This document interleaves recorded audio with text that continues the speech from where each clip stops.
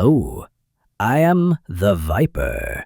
I know you guys are watching this video to fall asleep, so before you do that, hit the like button and subscribe to the channel. Also, tell me where you are from and what time you're watching this video. Now, let's begin. An American student named Maricela Botella Valadez planned to simply have a good time at a popular nightclub, where she unexpectedly met an aspiring rapper who showed interest in her and suggested they continue the evening in a more intimate setting. However, the new acquaintance was already in a relationship, and a complicated one at that. He was part of a rather unusual love triangle, and the other participants did not appreciate the sudden appearance of the young beauty. Her naive trust cost the young woman her life, but the case turned out to be anything but straightforward. It involved insane jealousy, the desire to cling to fading youth, occult practices, and even an international search for fugitive criminals.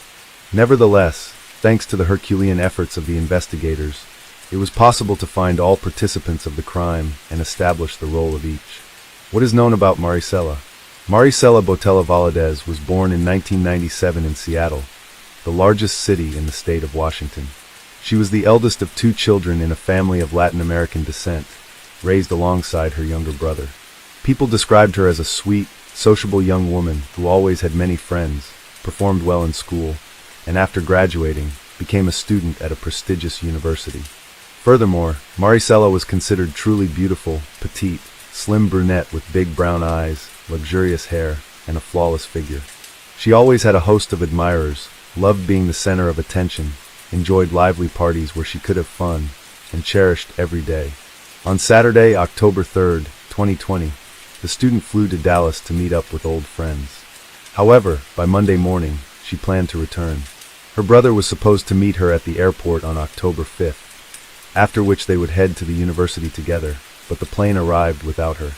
The search for the missing student, when all the passengers from the flight arriving from Dallas had left the airport, her brother realized that Maricela was not among them. Concerned, the young man tried to call his sister, but her phone was turned off.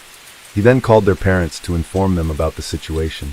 Since Maricela was a serious and responsible young woman, it was out of character for her to disappear without warning and not show up for university classes. The family started calling her friends in Dallas, trying to find out where she might have gone and where she was last seen. It turned out that the night before, she had been partying at one of the city's most popular clubs, where she met a black man named Chuck. The pair danced, enjoyed themselves, and had alcoholic drinks, after which they disappeared together. Maricela was not seen again, and her phone went unanswered.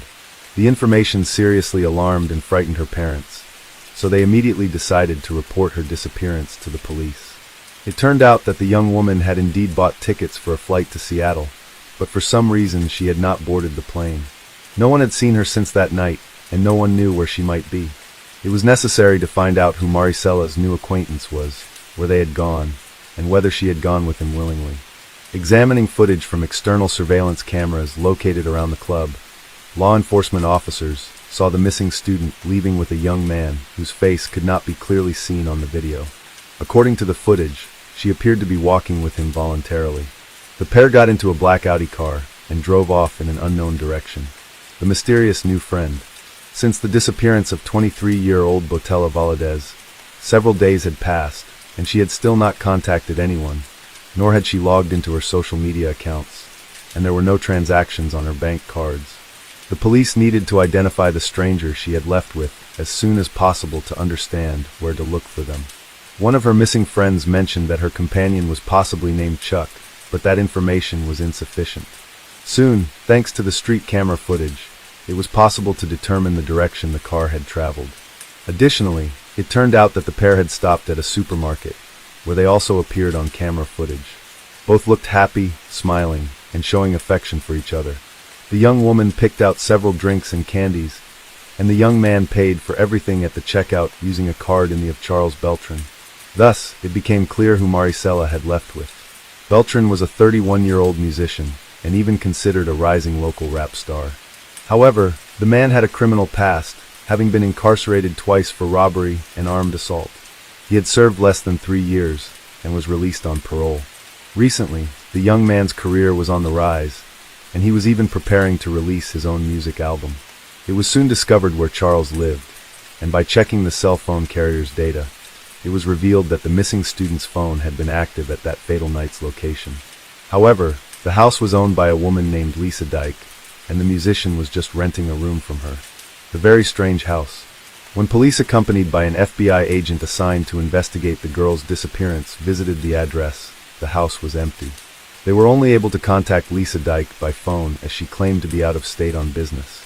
She confirmed that Charles Beltran had been renting a room in her home, but claimed that he moved out a couple of weeks ago, and she had no knowledge of his whereabouts since. Since law enforcement was unable to locate or contact the sole suspect, they obtained a warrant to search the house where he had lived. What awaited them inside was a collection of unexpected and frightening discoveries. The house was in chaos, with disorder and unsanitary conditions prevalent. It seemed as if the occupants had left in a hurry, taking only the most necessary items and leaving everything else scattered around. The kitchen sink was piled high with dirty dishes, moldy food remnants sat on the table, and trash littered the corners. Notably, amidst all this mess, numerous empty bottles of cleaning and detergent products were found scattered around, with traces on the floors and carpets, as if something had been thoroughly scrubbed. In one of the upstairs rooms, a peculiar and even sinister black statue of death, draped in a black cloak and holding a scythe, stood. It could have been mistaken for a quirky piece of decor, but it was set up as a sort of altar with wax candles, dried flowers, and 2 metal bowls. It resembled the Mexican religious cult of Santa Muerte, translated as Holy Death, where a female deity representing death is worshipped. The house and the atmosphere within seemed more than just strange. It felt as if something terrible had happened here, and afterward, the occupants hurriedly cleaned up, packed the essentials, and simply fled. To ascertain this, a more thorough examination was conducted using special tools to detect traces of blood. This revealed numerous white bloodstains on the floor in one of the bedrooms, in the bathroom, and in the hallway. It was later discovered that the bedroom, where the carpet was practically soaked in blood, belonged to Charles, and it appeared that a violent crime had taken place there. But who was the victim? The missing girl, the tenant himself, or someone else? Despite all attempts to clean the traces, the blood had soaked into the covering, seeped under the baseboards, stained the wallpaper and furniture. Experts compared the found traces with Maricella's DNA, and any last doubts were dispelled. The blood belonged to the girl. The house was sealed as a crime scene, but now the task was to find the main suspect, possible accomplices, and witnesses. This task was not easy. As it turned out, Charles had fled, and the owner, even before the police visit, had hastily put the house up for sale. Therefore, the police decided to learn as much as possible about everyone who had recently lived in this house. The love triangle. Neighbors revealed that 3 people lived in the house: 57-year-old Lisa Dyke, 48-year-old Nina Morano, and 31-year-old Charles Beltran. However, the nature of their relationship and their sudden disappearance remained unclear. It was necessary to investigate each individual's background and find and interrogate them as soon as possible. The house owner, who was the only one reachable by phone, had worked many years as a lawyer, known as a commanding, ambitious, and quite contentious woman. She had been married 3 times, and after becoming a widow several years ago, received a substantial inheritance. There was no financial necessity for her to rent a room to some guy, nor was Lisa known for her charity, suggesting she had some other interest in the matter.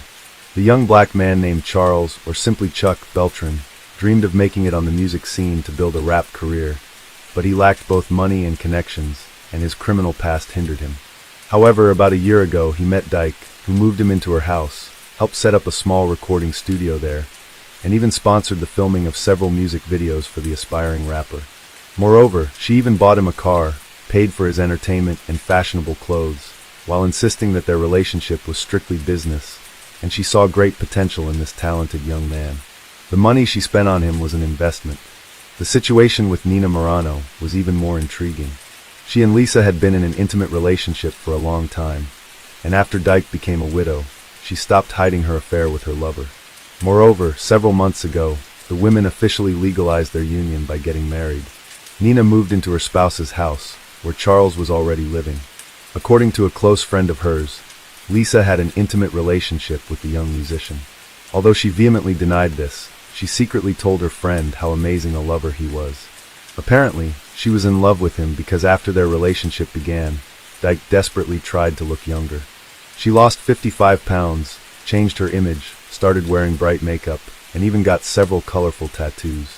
Most importantly, she evicted her own children from the home, who in her view were already grown enough and interfered with her personal life. Clearly, Chuck also had a vested interest in living with a wealthy, albeit older lover, as she solved all his financial problems and helped him build a music career. However, he was a noticeable, attractive man in good physical shape, so women did not ignore him. He often engaged in fleeting flings with young women, which drove Lisa insane with jealousy. But what role did Nina Morano play in this whole story, and specifically in the case of Maricella's disappearance?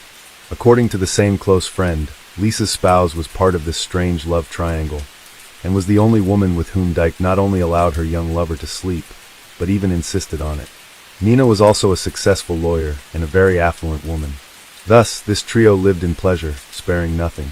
Interestingly, after their wedding, both women took the boy's last name, so the house was occupied by Charles, Lisa, and Nina Beltran. Where did the house's inhabitants vanish to? It was discovered that since the student's disappearance, no one had been seen at the house where her blood was found. Lisa was only contacted once. She answered a few questions, stated she was in another state, and thereafter her phone went unanswered.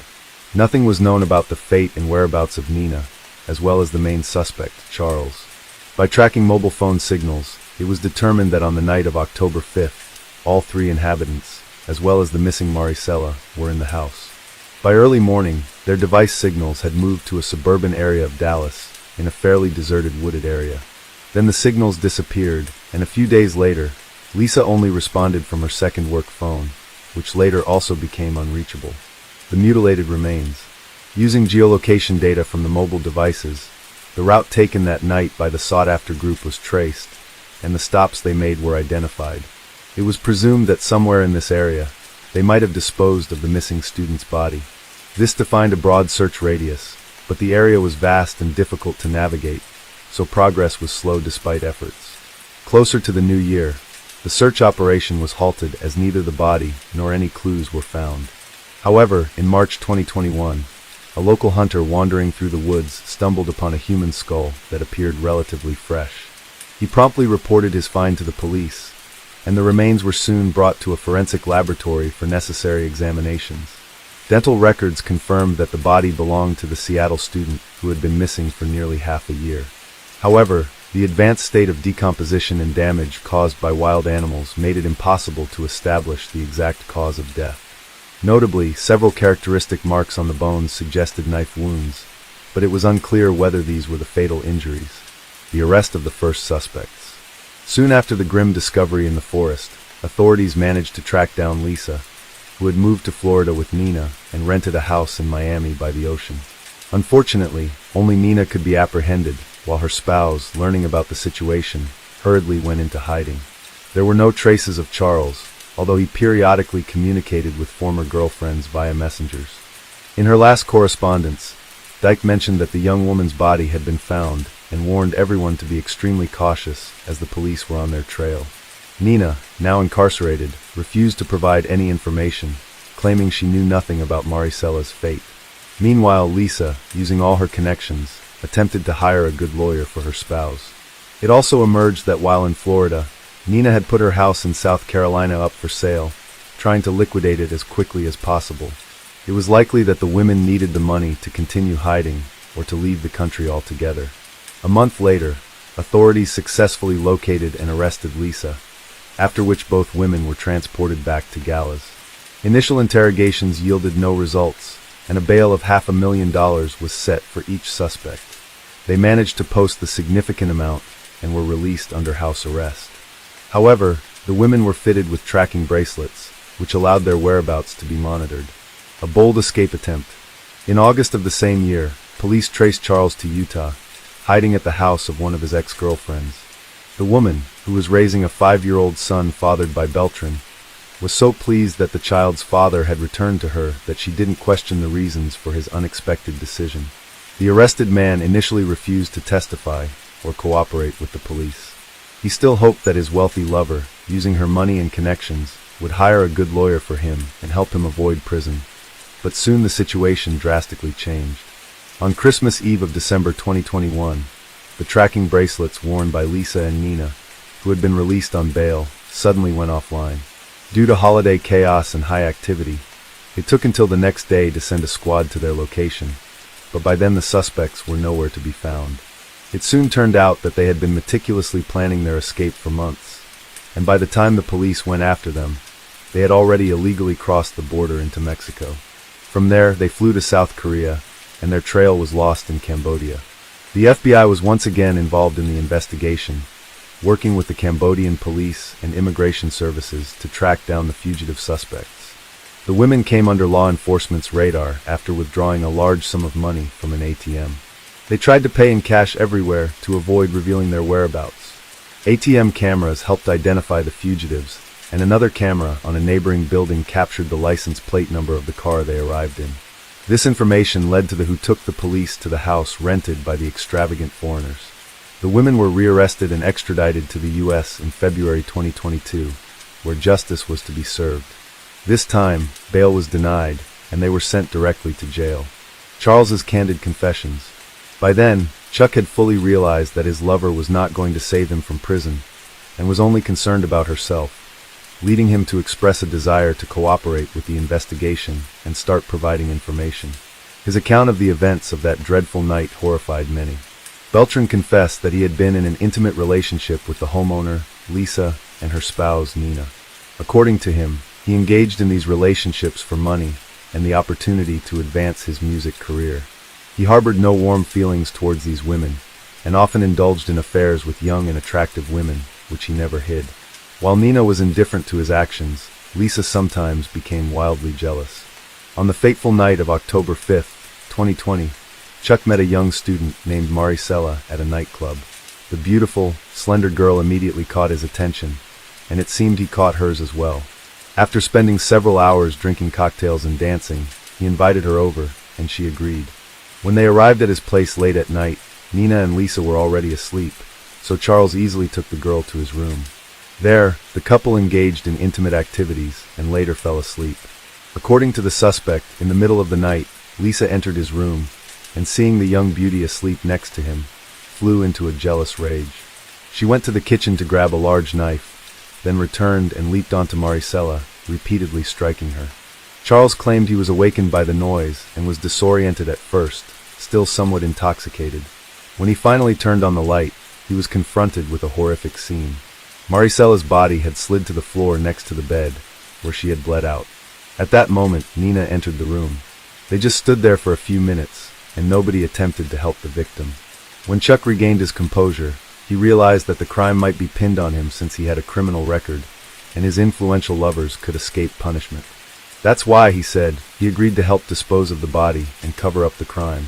Charles stayed with friends for several days, and when he returned to collect his belongings, he noticed that the bloodstains on the floor and carpet had nearly disappeared.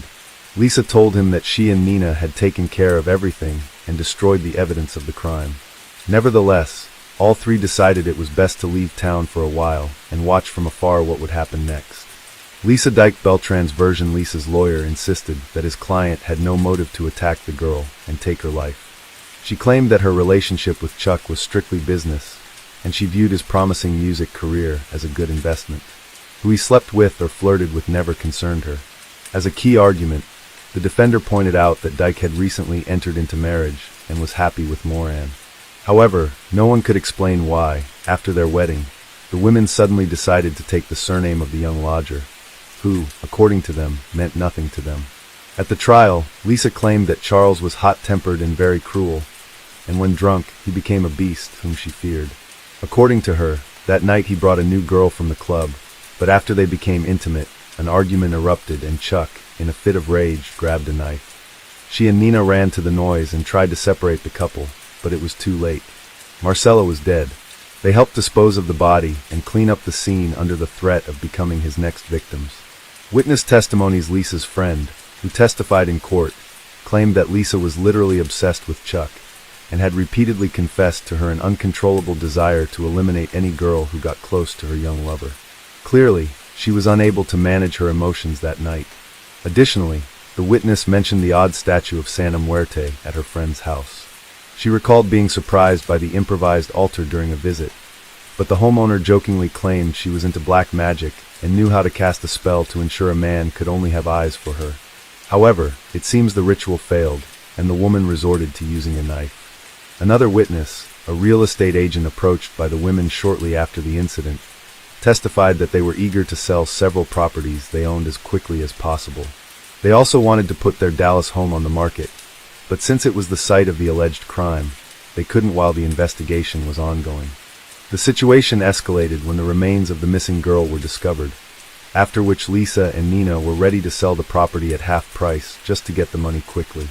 Trial and sentences. The court took into account Charles's full confession and his cooperation with the investigation. However, the situation for the fugitives worsened after their attempt to flee to another continent. In March 2023, Lisa Dyke Beltram was found guilty of the brutal crime against 23-year-old Maricela, concealing evidence and attempting to flee. She was sentenced to life imprisonment without the possibility of parole. As for Charles Beltram and Nina Moran, they fully admitted their guilt and agreed to cooperate with the investigation. They were only found guilty of concealing evidence. Nina was sentenced to 7 years in prison, but could be released in 3 years due to good behavior. Charles, previously convicted on multiple occasions, was sentenced to 12 years in prison, with the possibility of parole after serving 8 years. Milford is a charming coastal city located in Connecticut, United States. Situated on the Long Island Sound, it offers picturesque views and a vibrant community. Covering an area of just over 25 square miles, it has a population of over 50,000 people. Known for its beautiful beaches, Milford attracts visitors and residents alike who appreciate its scenic landscapes and waterfront activities. The city boasts a rich history dating back to colonial times, with a blend of historic architecture and modern amenities. The people of Milford would never know that a tragedy was about to befall there in 2022. But first, let's uncover the layers of her past. Julie Minogue entered on July 19, 1982, in the charming town of Goshen, New York. She was blessed with loving parents, Gerald J. Minogue and Sandra Barish Doper, who nourished her alongside her 2 siblings, sister Allison Barati Corcoran and brother Peter Gerald Minogue. Growing up, Julie thrived academically, attending the esteemed Monroe-Woodbury schools and later graduating from Monroe-Woodbury High School. She further pursued her education at Orange County Community College, expanding her knowledge and embracing new experiences along the way. After college, Julie Minogue became a devoted medical assistant at Connecticut Coastal Obstetrics Gynecology and found joy in various aspects of her life. She embraced an active lifestyle, which was regularly engaging in running and walking to keep herself energized. However, her true passion lay in being a mother to her 2 sons, Nicholas Keith Turner and Sean Michael Turner. The details about her marriage and husband are unknown at this point. Julie's dedication and love as a single mother were remarkable, shaping the strong bond shared among them. Julie Minogue found love once again in 2017 and got into a relationship with a man from Roxbury named Ewan Anthony DeWitt. Together, they welcomed a son in 2019 named Luke Anthony Minogue into their lives. However, as time passed, difficulties arose in their relationship, which led Julie to make the decision to leave Ewan in 2021. She moved with her sons to a condo on Salem Walk in Milford, and their well-being remained her top priority. In 2022, Nicholas, the eldest son, was 21 years old and had bravely served his country in the Coast Guard, while Sean, at 17 years old, was a vibrant young man and was thriving as a high school senior. Her son with Ewan, Luke, was 3 and a bright light in their household. Julie herself was 40, and all seemed well for her and her 3 boys. But tragedy was waiting just around the corner. Late at night on December 6, 2022, 17-year-old Nicholas Minogue was startled awake by chilling screams. He didn't wake up at the first noise, and he dismissed it thinking that it could just be echoes from the neighborhood. But the cries were growing louder and more urgent, and he realized something was terribly wrong. Concerned about his mother's safety, Nicholas rushed down the stairs. As he descended, amidst the darkness, he caught a glimpse of a chilling scene. A man wielding an axe and his mother lying on the floor, her body drenched in blood. In the midst of the chaos, Nicholas heard the haunting words, "You didn't believe me," ringing in his ears. In a panic, the teenager raced upstairs and swiftly locked the door, determined to keep himself safe. He dialed 911 and urgently reported the horrifying scene which had unfolded before him. Determined to provide an extra layer of protection, he quickly placed a sturdy chair behind the locked door. With his heart pounding, he opened his window, desperately reaching out for help. Within minutes, police officers arrived and entered the house, but the teenager, gripped by fear, leapt out of the window. That's when he heard Milford PD shouts and realized it was not the intruder. Eventually, the authorities found the courageous teen and ensured his safety. In a devastating discovery, the police entered the kitchen to find Julie Minogue lying in a pool of blood on the floor. Her face and skull had been injured by multiple deep cuts. A chilling sight awaited them as they spotted a large axe resting on the stove nearby, carrying evidence of horrific crime. Meanwhile, in the living room, Julie's young son Luke, who was 3 years old, sat on the couch, completely stunned and unresponsive. Not a tear nor a word escaped him, as if he was frozen in shock. The officers stayed by his side and offered him comfort and support until additional officers arrived at the scene. Following her tragic demise, Julie's body was carefully transported to the Connecticut office of the chief medical examiner for a thorough examination. After conducting a meticulous autopsy, the medical examiner determined the cause of her death to be the chopped wounds and blood impact injuries on the head, torso, and extremities. The detailed findings provided crucial evidence regarding the nature of the attack, shedding light on the tragic circumstances surrounding her untimely demise. As the police took custody of the axe found on the gas stove, they meticulously combed through every inch of the area as they were determined to uncover any potential evidence that could lead them closer to the perpetrator. Inside the house, they embarked on an extensive search, carefully examining each room for any clues that could shed light on the heinous crime. The commotion attracted the attention of concerned neighbors who gathered nearby. The atmosphere was tense as the community was eager to support the investigation in any way they could. Amidst the growing crowd, a helpful neighbor came forward with an unexpected piece of evidence: Ring camera footage from outside his house at Long Meadow Complex. The police eagerly seized the opportunity, hoping that the footage might hold a crucial clue. As they watched the footage, they witnessed an unsettling sight: an individual walking with an axe in hand closely resembling the description provided by Nicholas. The discovery sent a wave of anticipation through the investigators as they realized they might have found a significant lead. The police began to look into who this man with the axe could be. That very day on December 6, 2022, a crucial breakthrough took place when a concerned woman called the police, recounting a chilling phone call from her son. In her trembling voice, she shared the shocking revelation that her son just called her and said that he killed his girlfriend. The urgency in her words spoke in immediate response from law enforcement. Determined to unravel the truth, they swiftly tracked down the woman and engaged her in conversation. It was then revealed that the man responsible for this ominous confession was none other than Ewan DeWitt, the 42-year-old man who was once in a relationship with Julie. With this vital information in hand, the police dialed Ewan's number, hoping to engage him in a crucial conversation. However, their efforts were met with resistance as Ewan abruptly hung up the call. So, it was important for the police to look into Ewan's history, which they believed could provide them vital information needed to proceed further. Born in the town of Roxbury in 1979, Ewan Anthony DeWitt possessed a diverse range of interests and pursuits. As a talented athlete, he pursued his passion for ice hockey and even reached the level of playing semi-professionally.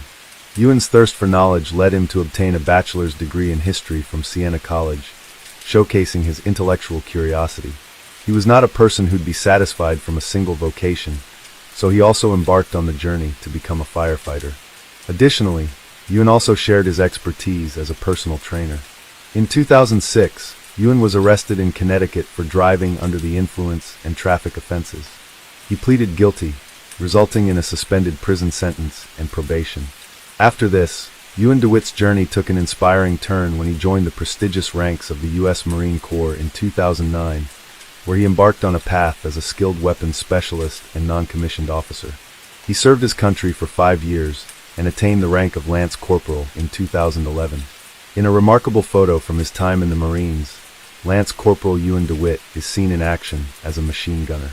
The picture shows him courageously operating a powerful M250 caliber machine gun on a vehicle during an important defense of the amphibious task and force naval exercise. The event took place on December 3, 2011 aboard the USS Chima. With his leadership qualities and expertise, he assumed the role of a machine gun section leader in the esteemed 1st Reconnaissance Battalion. Ewan dedicated himself to his duties, serving multiple tours in Afghanistan, the Middle East, and other classified locations with his dedicated brothers. Ewan and his brothers' inspiring story was captured in a 2015 article in the Register Citizen, highlighting their collective efforts to restore a piece of history. Ewan's life took a darker turn when he faced legal trouble. In November 2019, the Milford police arrested him for assaulting a victim, which resulted in a protective order being issued by the court. The case remains unresolved, as court records revealed that it was still pending. With his next court date scheduled for April 14, 2023, Ewan maintained his innocence by pleading not guilty.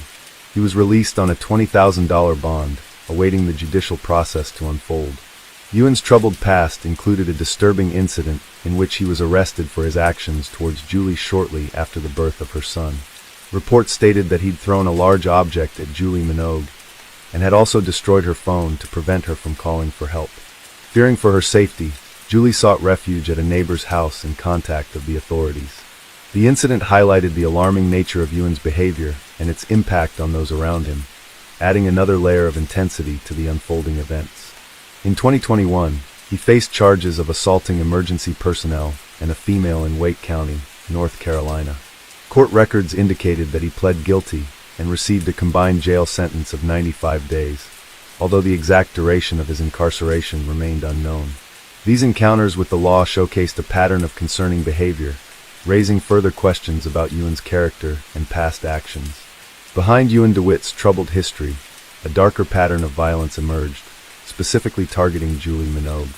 Several protective orders were filed against Ewan due to previous instances of domestic violence. These orders were issued in November 2019 and January 2021, and were put in place to safeguard not only Julie, but also the children who were present during those incidents. One such incident involved Ewan being intoxicated and engaging in a heated argument with Julie. According to a statement provided by the victim's son, Ewan had thrown a playpen at Julie's head, which resulted in a distressing injury. While Ewan was in rehabilitation, Julie took steps to file a restraining order, seeking protection from his harmful actions. Despite this, Ewan was granted visitation rights, which left a lingering sense of unease and concern about the safety of those involved. In addition to their troubled relationship, Julie and Ewan DeWitt found themselves entangled in family court cases beginning in 2021. It all began when Julie filed a petition for child support for their son Luke in August 2021. In October 2021, a judge ruled in her favor and ordered Ewan to provide financial support. As tensions continued to escalate, Ewan took Julie to court in December 2021, seeking resolution regarding visitation rights. The court intervened and granted supervised visitation for Ewan in April 2022, with a scheduled hearing in April 2023 to further address the matter. These legal battles shed light on the complexities and challenges faced by Julie and Ewan as they navigated their post-relationship dynamics. As the investigation progressed, new details were revealed that on November 14, 2022, just 3 weeks before her death, Julie took a decisive step by visiting the Milford Police Department to file a complaint against Ewan. She alleged that he bombarded her with over 200 text messages within a span of just 2 days, despite the existence of a protective order that explicitly forbade him from contacting her. Officer Scott Nablin listened to Julie's concerns and diligently collected evidence of the text messages from her phone, further solidifying the case against Ewan. In a heartfelt plea for protection, Julie Minogue expressed her deep concern for her safety and the well-being of her children in a sworn affidavit submitted on November 17, 2022. Determined to put an end to the ongoing abuse, she stated, "I don't believe I should endure this mistreatment any longer." Fearful of the consequences, she detailed the relentless harassment she faced. Julie Minogue also wrote in the document that Ewan has got himself into a lot of trouble with drugs and alcohol, and I'm scared he's going to kill me. Officer Nablin, resolute in his pursuit of justice, meticulously crafted an arrest warrant alleging Ewan's violation of the protective order. The document, filled with crucial details, was reviewed by supervisor, ensuring its accuracy and validity. They made sure that the arrest warrant application contained the requisite probable cause to support the charge that the text messages sent by Ewan DeWitt violated the modified protective order that was issued on January 15, 2021. On November 21, 2022, the court reopened the warrant application and made its way to the Milford State's Attorney's office. However, the story took an unexpected turn as the Assistant State's Attorney, committed to thoroughness, sent the warrant application back to Officer Nablin and requested further information before proceeding. In this delicate dance between law and justice, every step forward demanded meticulous attention to detail. However, on December 1, 2022, Julie Minogue successfully obtained a civil restraining order from a judge. In the hearing, which lasted about an hour, Julie presented evidence of the text messages Ewan struggles with substance abuse, mental health issues, and a history of violence. She expressed concern for Ewan's well-being, describing his bipolar rage and erratic behavior, and emphasized the importance of him receiving proper treatment and therapy. Julie firmly believed that Ewan should not be allowed around anyone until he'd received the necessary help and support. Recognizing the imminent danger she faced, a no-contact restraining order was swiftly issued on December 1, 2022, providing a legal shield against any further interaction with Ewan. But this order took a darker turn when, 5 days later, Ewan killed Julie with an axe in her condo. Now, all the evidence indicated that Ewan was the main focus of the investigation, and the search for him intensified as the police tirelessly canvassed the area around the Salem Walk condominium, leaving no stone unturned. Their efforts led them to a dive bar on Ocean Avenue in West Haven, where they sought the assistance of the local community. They approached patrons, informing them about the ongoing investigation and urging them to notify the authorities if they spotted Ewan to it. It was during this concerted effort that two observant individuals caught sight of a person who matched the suspect's description. Eager to aid the investigation, they immediately flagged down the police, providing crucial information about the suspect's whereabouts. Engaging with one of the witnesses, who preferred to remain anonymous, the police learned that the individual had witnessed someone resembling the suspect wandering around the parking lot for a brief period. Eventually, the suspect entered a food truck located in the parking lot. Acting swiftly, the police converged on the scene. Without incident, they apprehended Ewan DeWitt on December 6, 2022, bringing him into custody and moving one step closer to uncovering the truth. The police initiated a rigorous interrogation of Ewan about the early hours of December 6, 2022. Initially, Ewan maintained a stoic silence, withholding vital information. However, after hours of intense questioning, a breakthrough occurred. Ewan finally confessed to the gruesome act of taking Julie's life with an axe. He revealed that he'd silently entered the house through the kitchen window, concealing himself in anticipation of his victim's arrival. When Julie eventually entered the kitchen, he launched an attack, wielding the axe with deadly intent. It was during this horrifying moment that Nicholas, Julie's son, descended the stairs and confronted the scene. Overwhelmed with fear, Ewan fled, leaving the axe behind on the gas stove. Ewan's admission sent shockwaves through the investigation, bringing forth a chilling account of the tragic events that unfolded that night. During Ewan's initial court appearance in State Superior Court in Milford on December 7, 2022, Assistant State Attorney Alana Paul informed the judge about new developments in the case. She revealed that Ewan had fully admitted to the incident. But even without that admission, she believed the evidence against him was substantial. Attorney Paul highlighted the presence of surveillance footage and the testimony of Julie's son, who had observed part of the incident. Given the seriousness of the case, Paul argued that a significant bond was necessary. Emphasizing the gravity of the situation, Judge Arden Groggins set his bond at $5 million. The judge expressed concerns about Ewan's history of disregarding court orders and emphasized the importance of public safety. In light of the circumstances, Ewan was placed on suicide watch, with a hearing scheduled for December 14, 2022, to further address the case. Finally, it was the day of the final decision. On December 14, 2022, in addition to the murder charge, Ewan DeWitt faced multiple other charges brought forth by the Milford police. These included criminal violation of a protective order, criminal violation of a restraining order, risk of injury to a minor, and reckless endangerment. By levying these charges, law enforcement sought to address the broader scope of Ewan's alleged actions and their impact. A hearing was scheduled for Ewan DeWitt's pending criminal cases on April 6, 2023. He has yet to plead. Prosecutors stated that Ewan already confessed to the murder of Julie Minogue. However, no further information has been released by the police about the hearing. In the statement, the family expressed their determination to take action and ensure that those who neglected their responsibilities are held accountable. They also expressed their hope that this case would serve as a catalyst for improved protections for individuals facing domestic violence and abuse. With their unwavering commitment, the family aims to bring about positive changes and prevent such tragic incidents from occurring in the future. This case involved a combination of diligent efforts by law enforcement and the heinous acts of a killer who killed his ex-girlfriend in a rage of anger. Tess Ritchie was born on November 30th, 1994. The youngest in a family of 5 girls, Ritchie was raised in North Bay before moving to Toronto at 19. One of her sisters, Verena Ritchie, said Tess loved her life, her dogs, and her family. Tess had served tables in the city, but her dream was to land a job as a flight attendant and see the world. She was taking steps to do just that, having completed the flight attendant course at Seneca College in North Toronto. At the same time, she was trying to get a job in one of the major hotels in Toronto. Unfortunately, Tess couldn't find a job to her liking. Her family financially supported her and never refused money when she asked for help. Some Canadian sources also say that when Tess didn't get a job at an airline or a hotel, she started learning Italian and searching for au pair jobs in Italy through the internet. Tess also had her own YouTube channel. The last video she published there was on February 23, 2014, almost 4 years before the events we'll discuss today. Tess talked about her experiences and the difficulties she had to face. Let's listen to some excerpts from this video.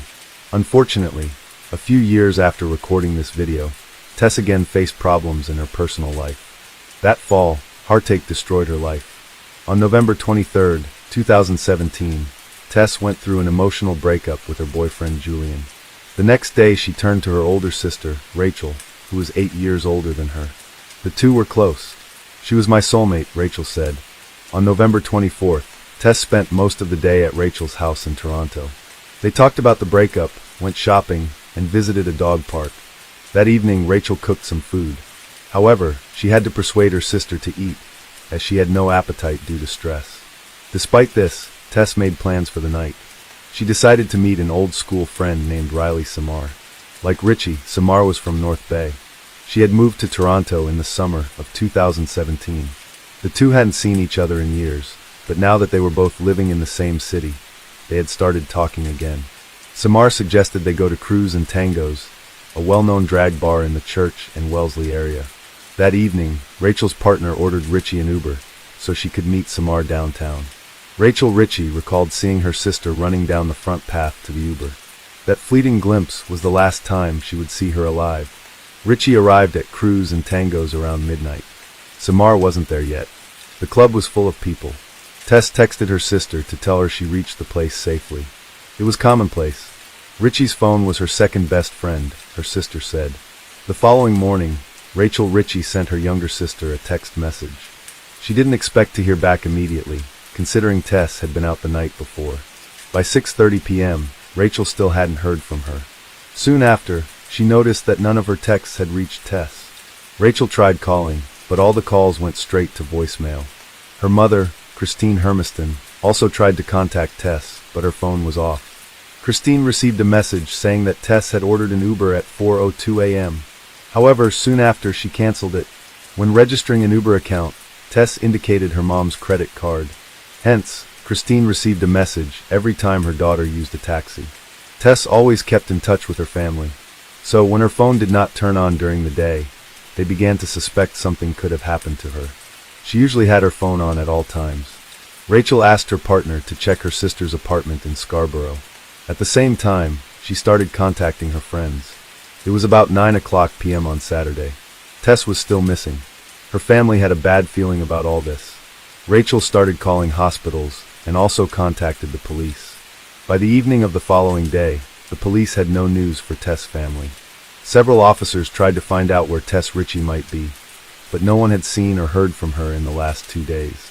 On Monday, Tess' mother Christine and one of her sisters traveled from North Bay to Toronto to participate in the search. They were putting up and handing out flyers with Tess' picture, hoping someone might have seen her. The family did everything in their power.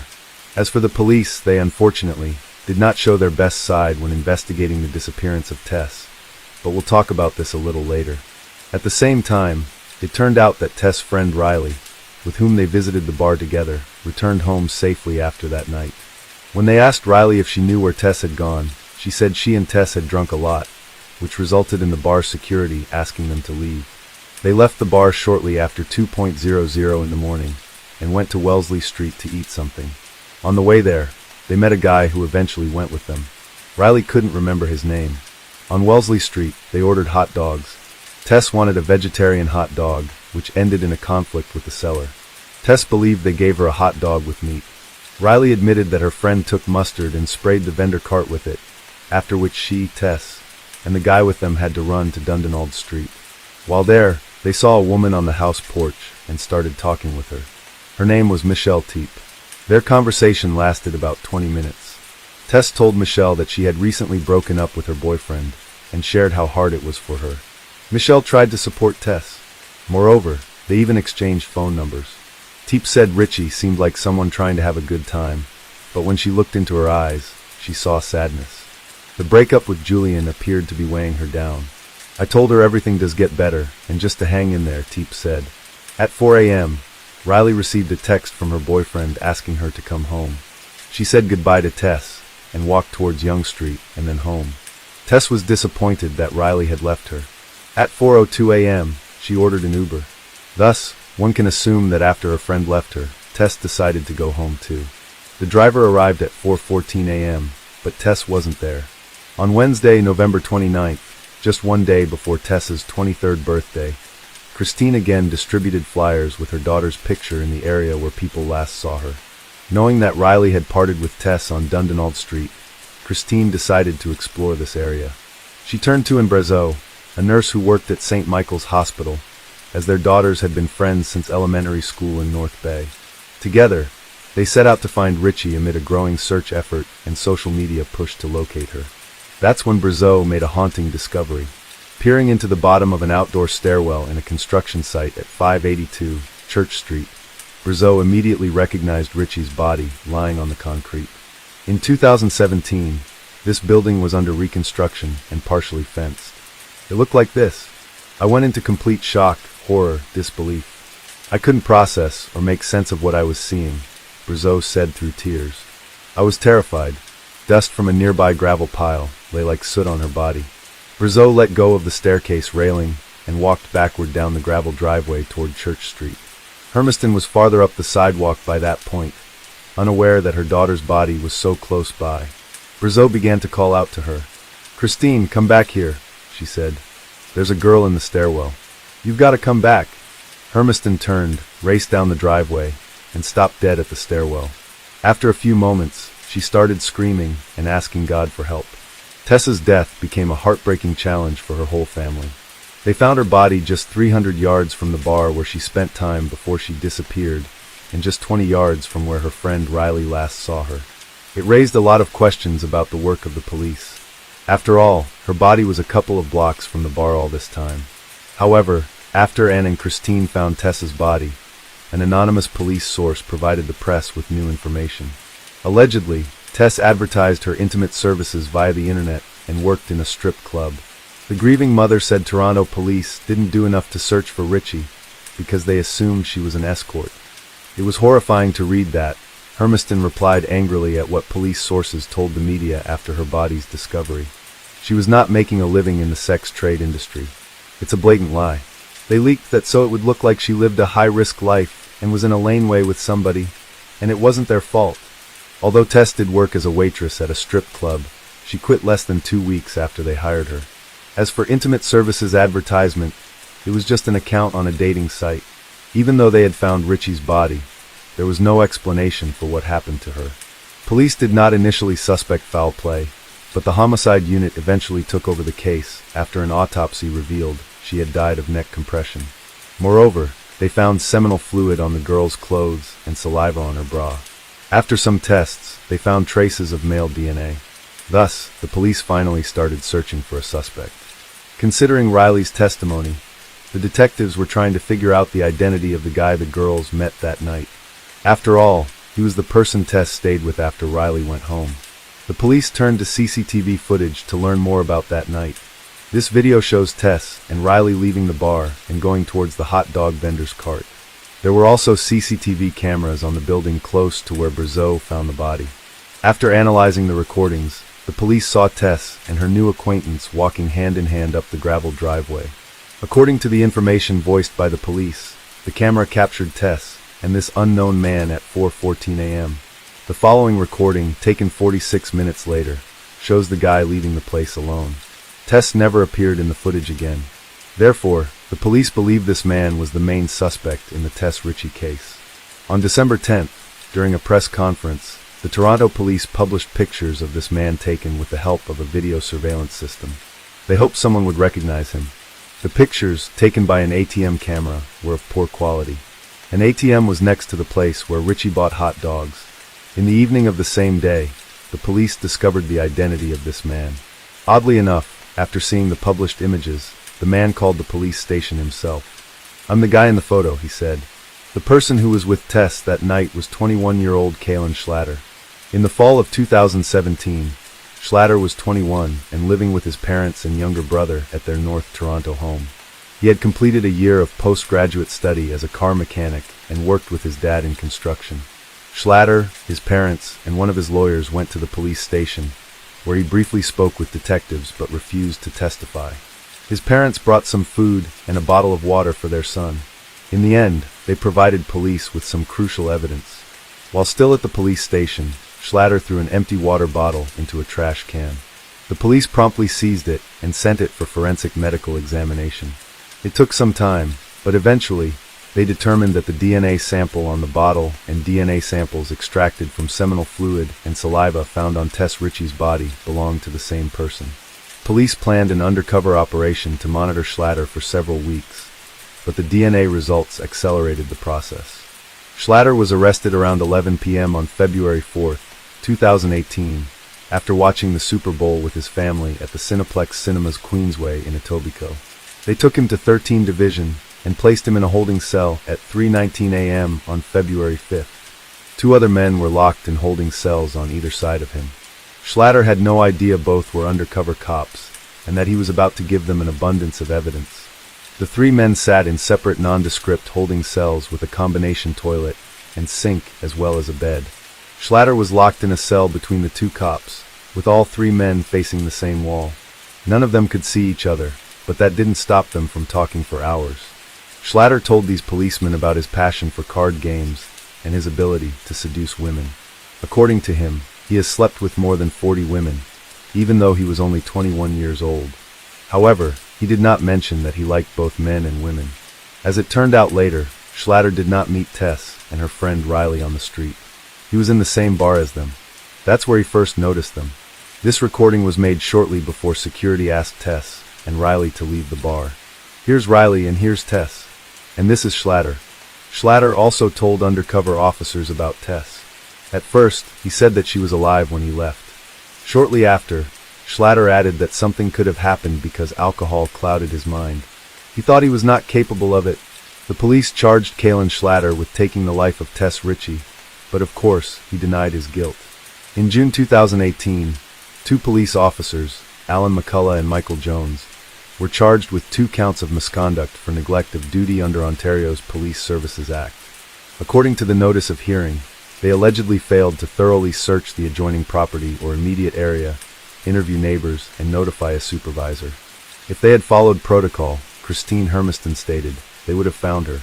She was lying just around the corner. Despite all this, both officers remained working in the police, but received penalties. As for Kalen Schlatter, during the 7-week trial held in 2020, his defense tried to prove his innocence, arguing that someone else could have approached the stairs where Tess was lying by climbing over the fence on the other side of the building, and thus remain invisible to the cameras. The lawyers even gave the name of another suspect, but the police thoroughly checked and interrogated this person, finding no evidence linking him to Tess' death. DNA evidence pointed to only one person, Kalen Schlatter. Schlatter was a slight man who appeared soft-spoken in court. He said he has a speech defect that causes him to slur his words and stutter sometimes. Trying to explain the presence of his DNA on Tess' belongings, he said she offered him to hide from prying eyes. At 4:02 a.m., Tess Ritchie ordered an Uber. The driver arrived at the pickup point at 4:14 a.m., but Tess wasn't there. Instead of letting Richie meet her Uber driver, Schlatter again approached her.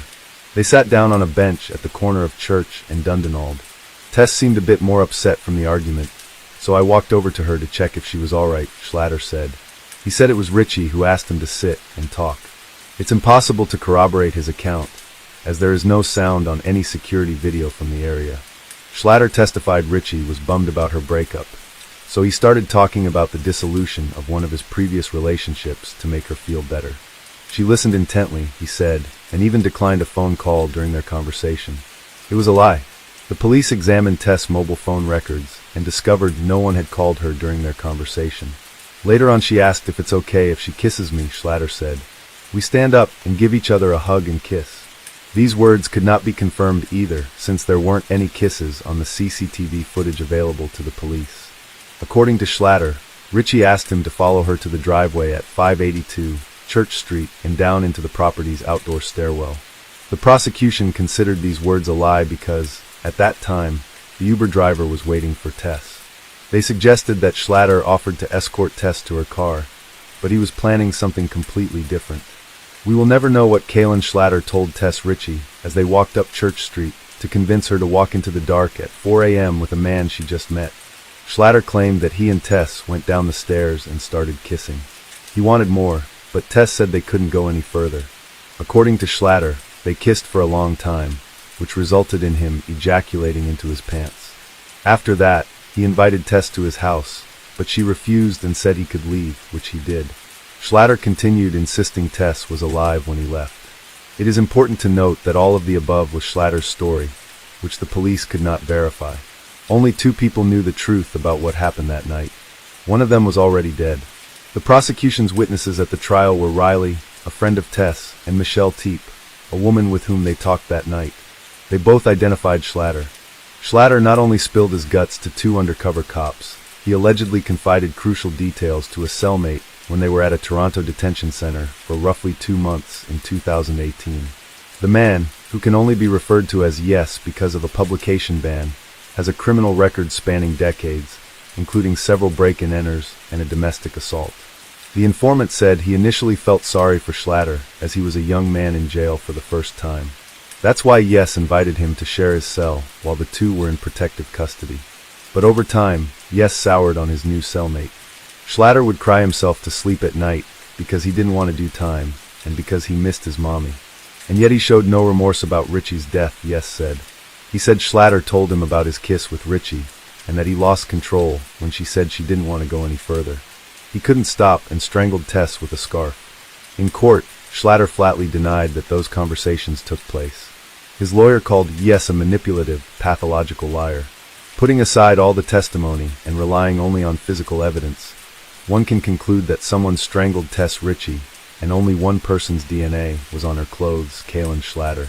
In her closing address to the jury, defense lawyer Lydia Riva portrayed Schlatter as a harmless kid and an innocent young man. As hard as it might be to accept, and as uncomfortable as it might make us feel, the criminal justice system can get it wrong, Riva said. Mr. Schlatter was an easy target. He is easy to blame. On March 23, 2020, the jury found Schlatter guilty. The judge sentenced him to life imprisonment with the right to request parole after 25 years. The trial was heartbreaking for Richie's mother, sisters, and other supporters who were at times reeling and crying in the courtroom. While they now have some of the answers they craved for so long, their lives are forever changed. Evil not only took Tess that night, it sentenced her surviving family to a cruel and painful future while robbing the world of so much love and potential, said Richie's sister Verena. Tess was the heart of my family, and we will forever be incomplete. In June 2020, Tess Richie's family sued Schlatter, the police, and others because of the psychological devastation they experienced after Tess's death. Do I want to just go in the house and hide and let it go? Absolutely. But can I? Absolutely not. I can't because I can't get it out of my head that they let her lay there for 4 days, said Christine Hermiston. That image is seared in her mind forever, Hermiston said, adding that she should not have needed to travel from her home in North Bay, Ontario to Toronto to do the job of the police. Tess was the glue of the family, and her death has torn everyone apart, her mother said. We have trouble looking at each other. We feel like we all let Tess down. We feel a lot of guilt, and that's why we're continuing to fight on behalf of Tess, because we're not going to let her down again. They are seeking a total of $20 million in damages, including punitive damages. Sometimes, facing a harsh truth is better than the torment of not knowing. That's exactly what Maria Leone believed when her 16-year-old daughter vanished without a trace. Initially, everyone clung to the hope that the girl would be found alive. But time went on. Those hopes began to fade. Maria started praying that her daughter would be found, even if she wasn't alive, so she could lay her child to rest properly. Yet, no one anticipated how dreadful the resolution would turn out. The case involving the murder of young schoolgirl Melanie Stacy Amaya shook Colombia with its brutality and shocking outcome. The most horrifying element was that those involved were ordinary teenagers who had recently been romantically linked. Let's delve into this grim story from the beginning to understand how a love-struck boy transformed into a cold-blooded killer who executed his ex-girlfriend. We will also examine any adult oversights and consider whether this tragedy might have been preventable. Who is Melanie Stacy Amaya? Our focus today is on her life and untimely demise. Born on February 21, 2002, in the small town of San Rafael in northern Colombia, she was the eldest daughter in a modest family consisting of Maria Leone and William Amaya. 2 years later, they welcomed another daughter named Natalie. From an early age, both girls were very close-knit, sharing secrets and developing strong bonds with their mother. Melanie showed creative talents early on. She drew beautifully and had an innate passion for cosmetics. She loved painting her dolls' faces along with those of her mother and sister and even friends, declaring she'd become a stylist and makeup artist someday. Academically gifted too, she did well at school where teachers described her as talented and driven, qualities which made her both sociable and friendly. She could light up any room. Naturally charismatic, it wasn't surprising that Melanie had many friends inside and outside school. Her attractive appearance garnered attention, aided by her adept use of cosmetics. But life took a hard turn when Melanie turned 14. Her parents filed for divorce then, but managed to separate amicably while keeping warm relations intact. Father kept close ties with his daughters, offering both financial support and active involvement in their lives. About 6 months later, Maria started dating a man named Ruben Morales, whom she soon married. Following their wedding, the family relocated to Medellin, a major city in Colombia. Here, Ruben had secure employment, and the girls found ample opportunities for education and personal growth. The stepfather developed an excellent relationship with his teenage stepdaughters. He readily invested in their education and hobbies, ensuring the girls enjoyed a more comfortable life. Treating them as his own daughters, he surrounded them with care and attention. During high school, Melanie began exhibiting a challenging, somewhat rebellious nature. She became seriously interested in music and even contemplated leaving school to focus solely on this passion. Dreaming of becoming a DJ, she requested a mixing desk for her birthday. Additionally, she had several large tattoos on her arms, back, chest, and leg, bold and brightly colored. Her parents did not impede her quest for self-expression, but were shocked upon discovering that Melanie experimented with illegal substances. Beneath her unconventional behavior and appearance experiments was an individual who ultimately led to her demise. On her 14th birthday in 2016, Melanie decided to host a party inviting all her friends along with a DJ. Lacking funds for hiring a professional musician, but receiving contact information from acquaintances, Melanie reached out to 16-year-old Miguel Angel Perea, an aspiring yet talented disc jockey. After some deliberation, the birthday girl decided to call him. Miguel proved exceptionally talented and possessed notable charisma. He captivated young Melanie completely. Then, after celebrating her birthday, they continued communicating. Within weeks, teenagers were frequently seen together strolling through parks or around the city streets. Melanie introduced him as her boyfriend. They quickly became inseparable while displaying mutual affection, holding hands tenderly, demonstrating their feelings openly wherever they went. Miguel came from quite modest, or rather poor means, but treated his young girlfriend respectfully and admirably. Captivated by both respect, genuinely almost instantly charming when meeting, introducing himself warmly towards parents, earning acceptance, fostering no interference, supporting relation. Over time, he increasingly spent more time at the residence tied to his passport, integrating into the family dynamic. Miguel once confided in the girl's parents about difficulties at home. His mother disapproved of his involvement in music lessons, leading to a conflict that ended with him being physically harmed and subsequently evicted from his home. Maria offered him shelter temporarily until things could stabilize, not realizing the potential implications of introducing a disruptive influence into their family environment. Consequently, Melanie and Miguel began cohabitating. Initially, they experienced a harmonious period lasting 6 months, during which both teenagers appeared elated by their newfound togetherness. However, as time progressed, Miguel revealed aspects of his character that had an adverse impact on Melanie. Her academic performance deteriorated noticeably. Her behavior and appearance became increasingly provocative. Additionally, she started adorning herself with tattoos and expressed intentions to abandon school. With time, disagreements between the couple became frequent. While they initially attempted to resolve these conflicts outside the family home, such disputes eventually occurred openly within it. A significant concern for Maria arose upon discovering that her eldest daughter was involved in illegal substance use supplied by Miguel. In response to this revelation, Maria initiated a serious conversation with Melanie, who admitted tearfully to limited experimentation with drugs and promised never to engage in such behavior again. Despite deciding it was best for Miguel to leave due to his negative influence on their daughter, Melanie intervened on his behalf, assuredly promising improved conduct for both herself and Miguel moving forward. Reluctantly acquiescing after some deliberation proved to be another misstep for Maria and Ruben, as troubling signs soon emerged. Unexplained bruises on their daughter's body were evident, but consistently attributed by Melanie either sports activities or clumsiness rather than implicating her boyfriend's actions. 6 months later, a significant incident occurred. During a heated argument, Miguel assaulted the girl so severely that she needed medical attention. Maria wanted to file a police report for assault and bodily harm, but Melanie discouraged her, stating she would deny everything and refuse to accuse her partner. Melanie's parents tried to separate the couple and forbid them from living together. However, Melanie threatened to run away with him if their relationship was obstructed in any manner. This toxic relationship persisted for over 2 years until Melanie recognized it was detrimental to her well-being. In early May 2018, another intense quarrel erupted between the teenagers, escalating into physical violence. This time, Melanie took initiative and told Miguel their relationship was over. She demanded he pack his belongings and leave her home immediately, or she would contact the police about the abuse she endured. Miguel complied with her demands, but later asked for forgiveness. Despite this, he could not let go emotionally. Miguel began stalking Melanie, tracking her movements and monitoring whom she interacted with, and he regularly called and messaged her.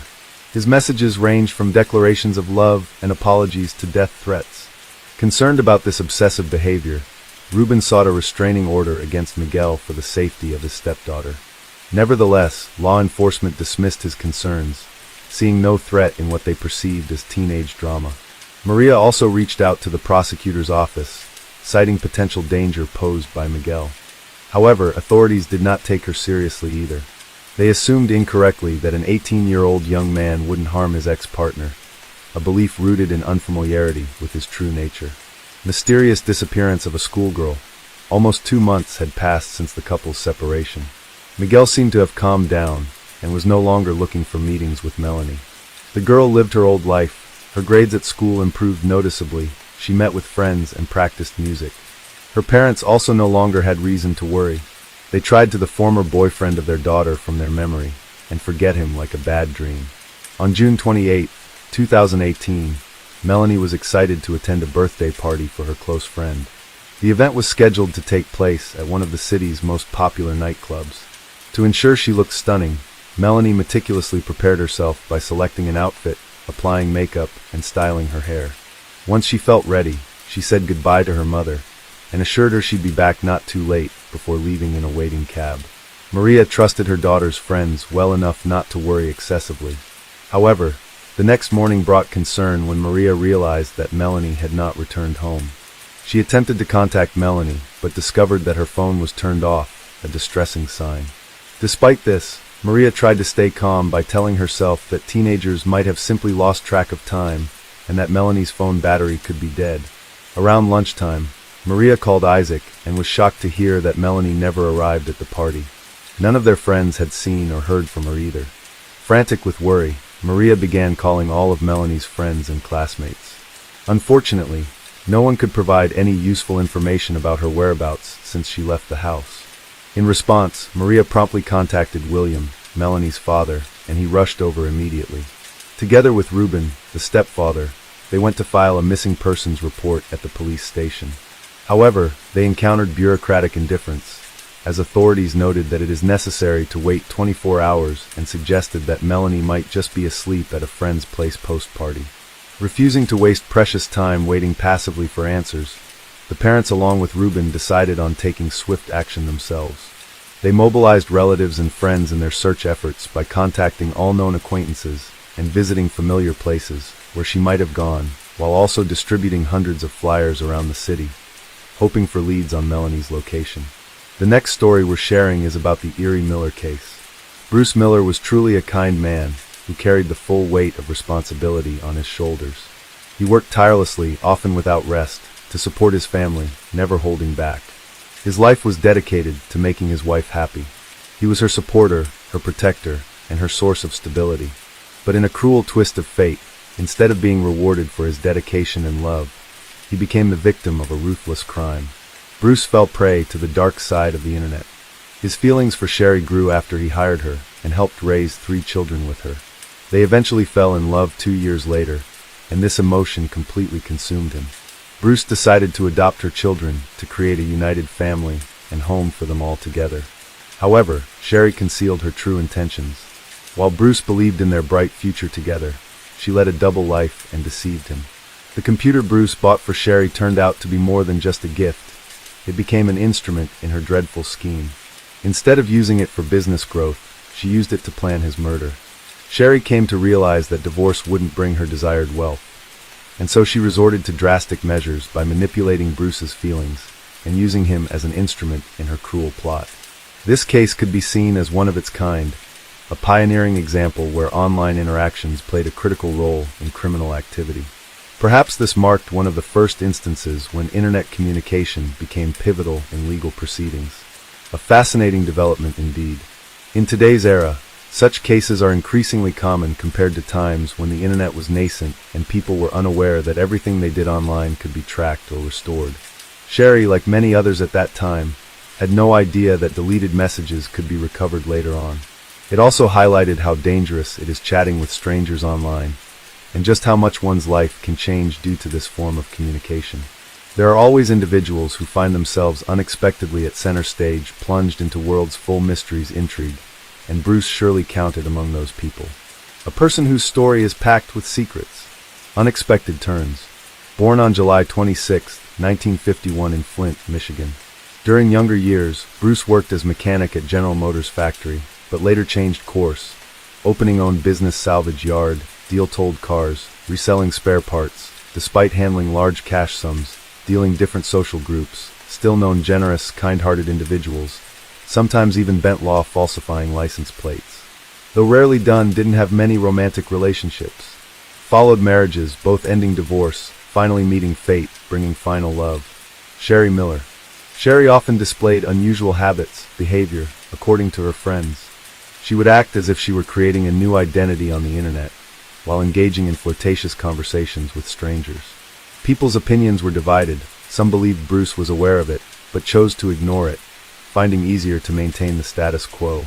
Bruce valued his marriage and cherished the provided by Sherry, along with his efforts to adopt her 3 children. Sherry also aimed to preserve their marital bond. She had affection for Bruce and appreciated the appealing lifestyle he offered, even after she had misused his credit cards shortly following their wedding. This did not perturb Bruce much. Their relationship was as volatile as Sherry's personal life itself. They maintained a working routine during the day and spent intimate moments at night. Amid this familial bliss, Sherry's online alter ego began to emerge alongside her growing confidence. Her chat interactions became increasingly explicit, often focusing on sexual topics with various men under different aliases, such as Horny 24 to 21, Love Me Slowly, and I Want to Be Seduced. Rather than sticking with consistent contacts, she preferred engaging with new individuals once boredom set in, initiating cycles of flirting anew each time. As per her own explanation, these interactions were mere playful engagements, a game wherein each new man represented another level of progress that boosted her sense of invincibility. This detached mentality eventually led Sherry down a detrimental path. Amidst her frequent online activities, Sherry encountered Jerry Cassidy, a former police officer residing in Reno, Nevada, and they quickly developed romantic feelings for each other. It seemed Jerry held a special place for Sherry in contrast to previous online acquaintances. Eventually, they even renamed their accounts, Sherry adopting Jerry's fool, while Jerry took on Sherry's fool. Their digital exchanges encompassed everything from casual texting and flirting to sharing nude photographs and exchanging sexually suggestive messages and videos featuring explicit content involving Sherry herself. One must remember that all these exchanges took place back in 1999, when executing such actions involved significantly more complexity compared to today's technological advancements. Jerry was born on October 6, 1960, in Kansas City, Missouri. From a young age, he was passionate about hunting and harbored of joining the FBI. He planned to achieve this by starting with the Montana police. Sherry served as a detective in the homicide department for 9 years, eventually rising to the rank of lieutenant. However, by the end of his tenure, things took a troubling turn. While investigating one case, Sherry uncovered several fraudulent documents within the department. It was clearly an inside job. Acting responsibly, he reported these findings to his superior. Unfortunately, word got out among his colleagues. They branded him a snitch and ostracized him, jeopardizing his career. The situation escalated until it became evident that he was no longer welcome there. After being demoted, Jerry chose to resign from his position in 1994. This had a profoundly negative impact on him.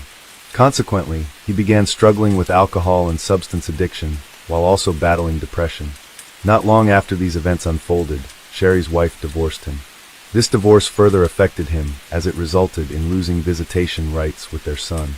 Despite these setbacks, Sherry managed to reclaim some stability by taking up employment as a security officer at Harrah's Kansas City Hotel and Casino. In 1999, he relocated to Reno and found work at another casino there. During this period, Jerry met Sherry through an online platform and soon transitioned their relationship into real-life interactions.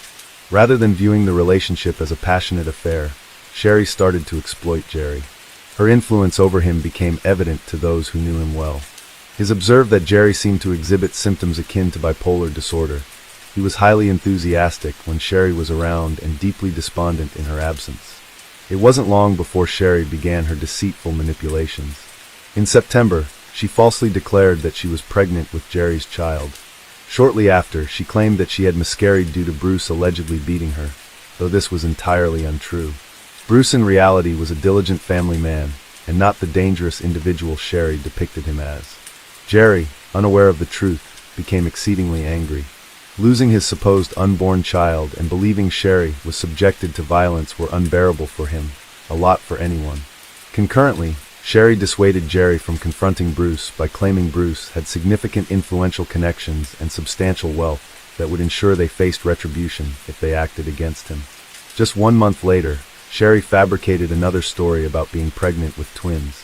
One crucial detail is that in 1995, Sherry underwent a tubal ligation procedure, which rendered her unable to conceive, but she never disclosed this information to Jerry. This shocking disclosure underscores the extent of deception involved in their relationship. On November 5, 1999, Jerry received a disturbing email that was purportedly from Bruce. The message stated that Sherry was gaining weight due to the 2 unborn children she was carrying and expressed her desire for an abortion to lose the extra pounds. Jerry, filled with anxiety, attempted to reach out to Sherry, but could only manage a brief text conversation in which she mentioned needing to leave for a few days. The following day brought another message, supposedly from Bruce. This time it informed Jerry that Sherry would be returning home soon, and implied that the abortion had been completed successfully. However, it also indicated that Sherry would no longer be able to conceive. Enclosed in this communication was a staged photograph showing Sherry covered in bruises. Jerry experienced overwhelming rage. He contacted Sherry the next day, and they concluded that the only solution was to eliminate Bruce. They meticulously planned their approach, routes, a parking spot, and the best location and time for executing their plan at the yard. Driven by his mounting anger, Jerry departed from his home towards Michigan that same evening. As Bruce prepared to leave work later, He received a call from Sherry asking him if he could pick up pizza on his way back, a distraction integral to their plot. Engaged in this phone conversation, Bruce did not notice when Jerry approached him from behind and pointed a .20 caliber gun at him before pulling the trigger. Having committed the crime, Jerry returned home while Sherry set into motion their next phase of cover-up activities. She contacted Bruce's brother, Chuck, expressing concern about Bruce's failure to return home yet. Subsequently, alarmed by her worry, which she feigned, Chuck and his wife rushed over to investigate at the yard, where they discovered Bruce's body with horror before dialing authorities. The authorities first suspected a robbery. Bruce's old friend, John Hutchinson, was their primary suspect right away. John owed his employer over $5,000 and had previously been involved with Shaw. His alibi was weak, and he failed the polygraph test. No surprise the police had their doubts about him. Consequently, John was detained for questioning, but due to insufficient evidence, he was eventually released. Subsequently, the case went cold. Officers initially deemed Sherry's behavior after her husband's death appropriate. They were unaware of what she concealed at the time. Shortly thereafter, she was seen enjoying parties frequently. Moreover, and then, she swiftly secured an insurance payout, sold off the business, and withdrew funds from family accounts, thus becoming wealthy overnight. Amidst her festivities and expenditures, she invited her new partner to reside in the house formerly shared with Bruce. Sherry and Jerry's relationship fell apart abruptly after Bruce's death. That was when Jerry discovered Sherry had fallen for another man. He started to feel immense guilt and reflected on the dreadful crime he had committed alongside her. Having worked for the police for many years, Jerry quickly discerned that he was merely a pawn in Sherry's scheme. She manipulated his emotions to eliminate her husband. It dawned on him that Bruce was truly an innocent man. None of the accusations Sherry had fabricated involved abuse, affiliations, beatings, or children. Even the pictures presented as evidence were dated 1994. 3 months later, on February 11th, Jerry Cassidy chose to end his life. He was found alone in the apartment he rented from his cousin, with a .22 caliber rifle beside him. Among his belongings were letters to his family and a note and briefcase addressed to his lawyer, John O'Connor. When John opened the briefcase, he discovered clear evidence of a crime that sealed Sherry's fate. In addition to various pieces of evidence unearthed after Jerry's death, there was also where Jerry confessed to killing Bruce and placed all blame squarely on Sherry. The note outlined how all available evidence would be handed over to the police. Jerry expressed deep regret and acknowledged his foolishness in being manipulated by Sherry into committing such an act. He revealed that everyone would now understand why he descended into depression. He had been unable to reveal the truth until now. Jerry also claimed that Sherry aimed solely at securing money and eliminating her husband. She succeeded in her goal, but disregarded the harm caused along the way. Following this startling revelation, authorities swiftly apprehended Sherry and charged her with second-degree murder and conspiracy to commit murder. The trial commenced 10 months later, on December 12th. Given the nature of her internet-related crime, public curiosity was exceptionally high. Sherry pleaded not guilty during the proceedings, and her defense attorney suggested that Jerry had fabricated his evidence against her out of guilt. They also attempted to shift the blame back onto JN. During the trial, disturbing messages between Sherry and JN were presented, wherein they discussed using a firearm. It was highlighted that a day after her husband's death, she altered her first name, last name, and address. After Jerry's demise, she repeated this action. The case concluded successfully in court, and after only 2 days of deliberation, the jury delivered its verdict. Sherry Miller was found guilty of second-degree murder, and on January 9, 2001, she received a life sentence in prison. However, several complaints arose from the defense regarding the trial. One notable issue questioned the admissibility of Jerry's letter as evidence. This concern led to such significant implications that 7 years later, in 2008, a judge ordered a retrial for the case. Consequently, as per federal court decisions, Sherry was released from prison in July 2009 until further trials could be conducted. For over 3 years, she walked free without restrictions, even accessing internet and dating sites. However, many individuals, especially Bruce's and Jerry's families, opposed this release, deeming it due to an absurd technicality. Back in August 2012, the district court reversed its decision, and Sherry returned to prison, where she has remained since. While she was at large, Sherry successfully reconnected with her children. This reconnection had a notably positive impact on her.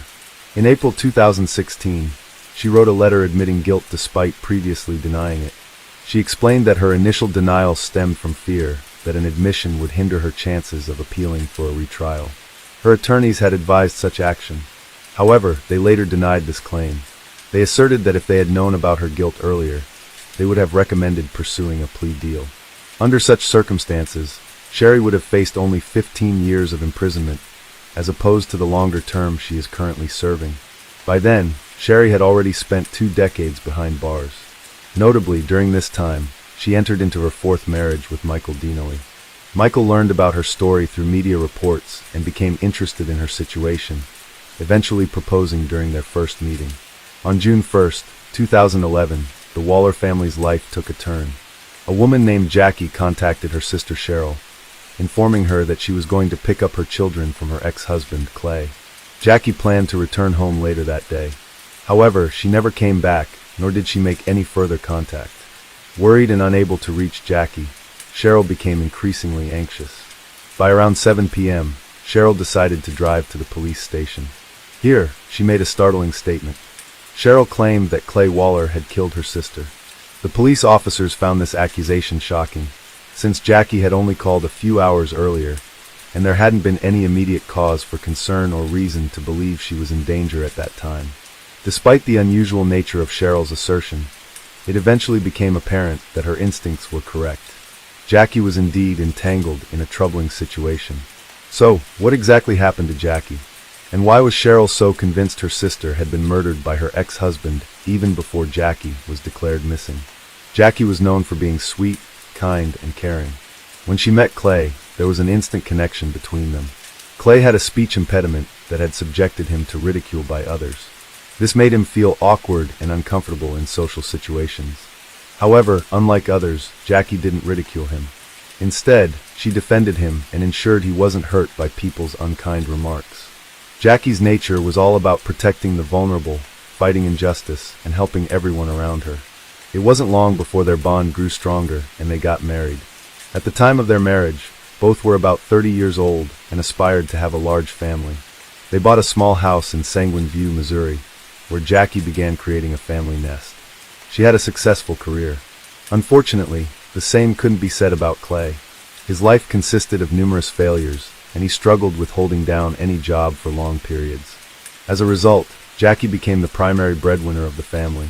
She always dreamed of having children, but faced challenges in conceiving naturally. Determined to become a doctor, though, she underwent fertility treatments, commonly referred to as ECO. So when Jackie discovered she was pregnant, with triplets no less, her joy knew no bounds. The family included 2 girls, Abai and Addison, plus 1 boy, Maddox. It was incredibly challenging for the woman to care for 3 children at once. Nonetheless, she did not complain. She continued to shoulder all responsibilities by herself, without relying on her husband. He seemed uninterested in the children. At that time, Clay took a job with the sheriff's office to support the family while his wife cared for the children. However, he didn't stay long. He was fired after a year. Only Jackie's parents and sister provided assistance with the children, allowing her some respite. When Clay lost his job, Jackie took on work to support the entire family. Even after their children were born, Clay did not change his behavior and showed little interest in either his family or work. Occasionally, he engaged in part-time work that didn't bring in the expected income. Clay seemed comfortable living off his wife's hard work. She worked 40 hours a week and managed the household simultaneously. Jackie's career progressed rapidly. She soon secured a management position at an insurance company branch. This advancement further relaxed Clay's attitude toward financial responsibility. Instead of appreciating his wife's efforts, Clay mistreated her in various ways. He insulted her frequently, called her worthless, and demeaned her value by stating no one wanted her. His infidelities and abusive actions caused significant distress. Jackie's parents and sister were deeply troubled by Clay's behavior and urged her to divorce him. However, Jackie was reluctant to take such a drastic step at that time and tried to salvage their marriage. Every day brought diminishing hope that their relationship could be saved. Over the next few years, financial difficulties compounded their problems because Clay was not working while Jackie's salary could no longer cover all expenses for their large family. Mounting mortgage debts led to their house being foreclosed upon.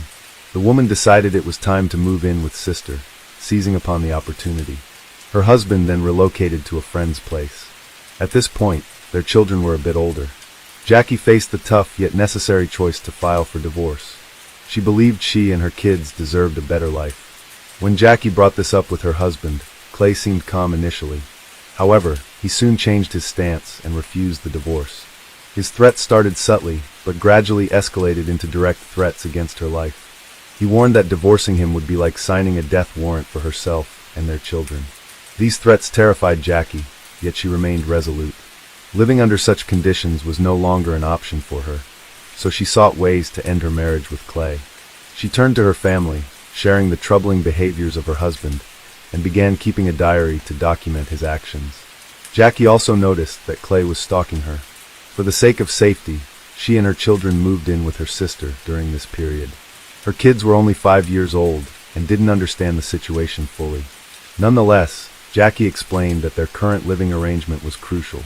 Time passed, and things began to stabilize as the divorce process neared its conclusion. It appeared that Clay had come to terms with their separation and ceased his harassment towards Jackie. They even started forming new relationships on the side. Jackie allowed Clay visitation rights with their children, and disputes between them reduced significantly. On June 1st, 2011, Clay and Jackie agreed to meet at the attorney's office to finalize the last aspects of their divorce. On that day, their son Maddox was visiting his father, while Jackie's other children stayed with Cheryl, Jackie's sister. After the meeting at the attorney's office, Jackie planned to pick up Maddox from Clay's house before heading back to Cheryl's place. Leaving the office, Jackie telephoned her sister Cheryl to report that everything had gone smoothly, and mentioned she was on her way to collect Maddox from Clay's residence before returning home. That conversation would be their last. Jackie gradually lost touch. As time passed, her sister became increasingly anxious and started calling Jackie, but there was no answer. She then tried calling Clay, but he didn't respond either. Cheryl began to suspect that Clay had done something to Jackie. She sent him a text message. "If I don't hear from Jackie in 5 minutes, I'm going to the police." Almost immediately, Clay called back asking what was wrong. Cheryl responded firmly, stating that she believed he knew exactly what was happening. Clay asserted he didn't know where Jackie was, and mentioned he would instruct her to call Cheryl when he saw her. However, Cheryl wasn't convinced. She took her sister's children to their parents that had house, and filed a police report personally. Despite initial skepticism about Clay's involvement in Jackie's disappearance, the detectives took her concerns seriously. They didn't make her wait for 24 hours before investigating further. Instead, they pried to contact Jackie's ex-husband for any leads on her whereabouts. When questioned, 41-year-old Clay informed them that he had lunch with Jackie. They subsequently went to the attorney's office to discuss some aspects of their divorce, and then drove together to his house for further discussions. He claimed that after chatting for a while, he left for the store. Upon his return, Jackie's car was gone. He assumed she had departed. Clay added that his son Maddox was in Illinois with his new girlfriend at the time, and insisted Jackie was aware of it. According to him, Jackie wasn't there for her son, but merely to talk about other matters with Clay. However, Cheryl found his statements implausible and inconsistent with what she knew. Jackie made it known that her visit to Clay's house was solely for seeing her son. She had no intention of discussing anything else with him, especially given that she wouldn't have allowed her son to be far away with another woman. Noting these discrepancies, Cheryl managed to convince the investigators that Clay's account lacked credibility, and suggested he might be concealing crucial information about Jackie's disappearance. In light of this new perspective provided by Cheryl, investigators were now treating the case more urgently, as both the missing person and her car remained unaccounted for. A comprehensive search was launched for Jackie a few hours after her disappearance. Investigators her Honda Pilot on an interstate highway with a flat tire, but there were no signs of an accident. The tire appeared punctured intentionally, making the scene look staged. The car was open and empty, with a few bloodstains on the back seat, but no other clues indicating her whereabouts. These disturbing details hinted at a possible attack and kidnapping. The search effort for Jackie was concentrated in the vicinity where her car was found. Numerous volunteers, including police officers, rescue squads with dogs, and family members participated in the search. They came from various parts of the region, responding to requests from Jackie's relatives. Despite the unbearable heat, many were willing to help locate her. Jackie's family announced a reward of $3,500 for information about her whereabouts. Despite their efforts, including extensive searches and public appeals for assistance, the search yielded no results for several days. Police began to scrutinize Clay, Jackie's ex-husband, more closely. When they visited his house to speak with him again, he recounted the same story as before, but refused access to his home and car. He promptly hired a lawyer who asserted his rights. For days after Jackie's disappearance, Clay left her a voicemail with a distressed tone. Detectives later obtained a search warrant and returned to Clay's residence for a thorough inspection.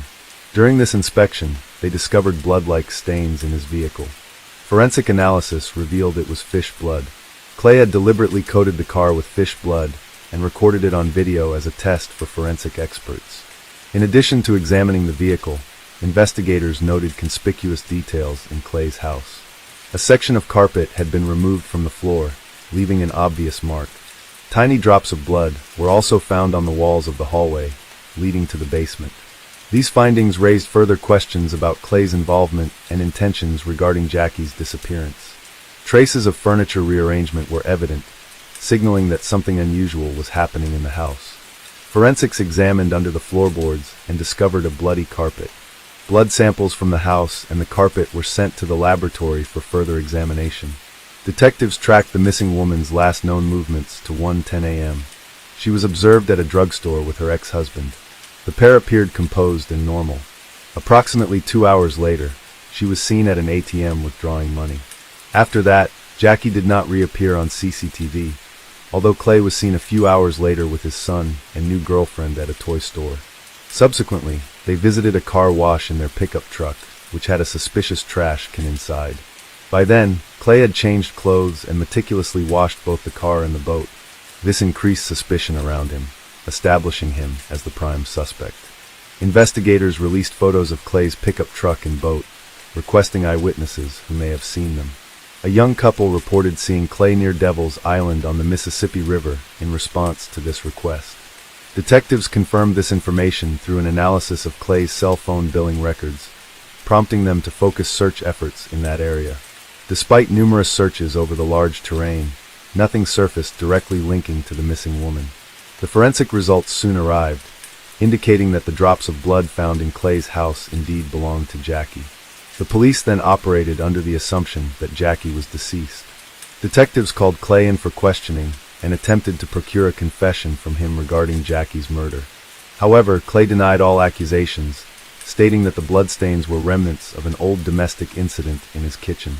Without physical remains or definitive proof of death, investigators lacked grounds to arrest or charge him. Despite releasing him from custody, authorities kept Clay under close surveillance and continued their investigation. Being an ex-deputy sheriff himself, Clay knew they were monitoring him closely and engaged in deceptive maneuvers to elude detection, effectively playing cat and mouse with law enforcement officials. He'd go to deserted vacant lots to mislead the investigation, while the entire neighborhood stood by and participated in the search for the missing mother of three. Clay continued to bully and taunt them.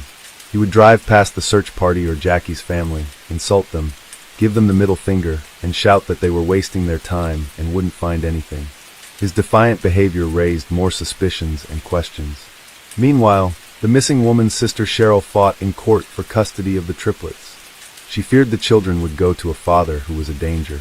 His erratic behavior backfired on him, and Cheryl got custody. This enraged him, and he began threatening his ex-wife's sister with violence, including writing about it on social media. The woman recorded these threats and contacted police. Detectives seized the opportunity and arrested Clay nearly 5 months after Jackie's disappearance. He was charged with threats to life, which he accepted, but claimed he wrote out of anger and despair at losing custody of his beloved children. Clay insisted he didn't plan anything bad against Cheryl. He viewed himself as a victim in this situation. While investigating this incident with his sister, police found out he had other charges pending against him, stealing $50,000 from a previous employer, as well as stalking a man. Detectives pressed his former co-worker, hoping Clay would confess to killing his ex-wife and lead them to her body, but it was futile. Clayton continued to deny all charges regarding Jackie's disappearance. Instead of confessing to the crime, he started claiming confidently that he knew who was behind his ex-wife's death, a man named Harry, but detectives had already checked this lead thoroughly. Harry had an ironclad alibi that eliminated him from suspicion. All evidence pointed only to Clay, yet he kept denying it. He ended up going to prison for 5 years for threatening Cheryl. While the police locked him up in jail, they continued to investigate Jackie's disappearance. The search for the missing woman continued on Devil's Island, but never yielded any results. Eventually, about 2 years after Jackie's disappearance, the cops gathered a lot of circumstantial evidence, video camera footage, blood in his house, and more. They decided to charge Clay with his ex-wife's murder, even without her body. It was a risky and desperate move because if they lost, the prosecutor's office would not be able to charge him a second time. However, the prosecutor was determined. After consulting with his accomplices, Clay concluded that it would be best for them to make a deal with the prosecution to reduce the sentence. To do so, the defendant offered to plead guilty to the murder and provide the location of the body. Jackie's family agreed to this deal because it was important to give her a decent burial. Clay led police officers to his ex-wife's body. It was in a secluded spot on a remote sandbar on the Illinois side of the Mississippi River. At first, he couldn't remember exactly which tree he had buried her under, but then admitted that he had placed a bag of fertilizer on top of her body. One of the policemen, who was an active gardener, explained that large quantities of fertilizer killed trees. They looked around and found 3 dead trees that were of interest to them. They excavated there, and under one of the trees, they did find Jackie's body wearing the same clothes she had last been seen in. The woman was identified from dental records as Jackie Waller. Finally, Jackie's loved ones recognized that she was definitely dead and found her body. Then they were able to commit her to the ground. The woman's funeral was held on her parents' golden wedding day. Cheryl told their children that their mom was gone, and she had been killed by their father. This event was a great shock to the children because they lost both their mother and father at once. The children developed a deep aversion to Clay and refused to communicate with him henceforth. As part of the agreement, Clay had to officially confess to the murder of his ex-wife and provide specific details. He explained that the initial thoughts of murder began to surface about a year before the tragic event, when Jackie announced their separation. Despite this, he tried to suppress those dark thoughts, as Jackie was the mother of his children. However, he couldn't bear the idea of her taking his children away. He warned Jackie that such actions would have dire consequences for her, but she didn't heed his warning, which he considered her fault. The night prior to the murder, Clay traveled to a secluded area on Devil's Island to dig a grave for Jackie. According to him, their divorce proceedings were generally progressing smoothly. On that particular day, after a visit to their lawyer, they had a conversation in which she suggested they engage in intimacy one last time. They then went back to his home where they talked in the kitchen. While looking for a snack in the refrigerator, Clay accidentally raised his hitting Jackie and causing her nose to bleed. This incident angered her. She stormed out into the hallway where she smeared blood on the walls and started yelling at him that he would never see his children again. At this point, Clay lost control and attacked her. He hit her in the face with his hand and then strangled her. Subsequently, he took Jackie's body out in a dumpster and buried it in the pre-dug grave. Afterward, he meticulously cleaned out both the car and house, took a shower, changed clothes as if nothing happened, and then went on to meet his new girlfriend and son at a toy store. Throughout this process, Clay claimed that everything was driven by impulse and emotion. He did not originally intend to kill Jackie. This contradicted his earlier statement claiming he had dug the grave the day before. However, if Clay did not plan to kill the woman, why would he have dug the grave beforehand? It appeared to be premeditated murder. The medical examiner found multiple skull fractures on the deceased, indicating blunt force rather than a simple beating with fists. No one believed his story. Clay, who showed no remorse for killing his ex-wife, felt jubilant at receiving only 20 years in prison for second-degree murder, with the possibility of early release. The prosecutor, however, had another strategy. Clay's testimony about digging the grave buried him further. He had dug the hole in Illinois while the murder occurred in Missouri. These actions fell under the federal law against domestic violence across state lines, and their violation allowed an additional 35 years to be added to his sentence. Clay Waller will be eligible for parole after serving 85% of his 55-year sentence. It turned out that Clay was unaware of such a law and did not foresee the consequences of his confession. Yet, his atrocities continued. Demonstrating further callousness, he wrote a book detailing Jackie's murder to profit from the tragedy. Cheryl, Jackie's sister, along with her husband, continues to raise Jackie's children with support from their elderly parents. The children have grown up remembering their mother as an exceptional person who remains forever in their hearts. They still harbor anger toward their father and deeply miss their mom. The Inman family projected an image of perfect harmony to those on the outside. They were regular churchgoers every Sunday to Orwood Portsing. Yet within their tight-knit circle, one could fathom what really happened behind closed doors. Back in 3, William and Sandra Inman's paths crossed at church. He was 18, she just 16. Their union received their parents' blessing, leading to marriage. The couple made their home in the modest community of Logan, located in Hocking County, Ohio. Bill Inman possessed strong religious convictions and balanced his job in construction with playing musical instruments for the Sky of Faith Evangelical Church in Nelsonville, Ohio. Sandra took on the role of managing the household. In 1984, they were delighted to welcome their son, William Jr., to distinguish between father and son.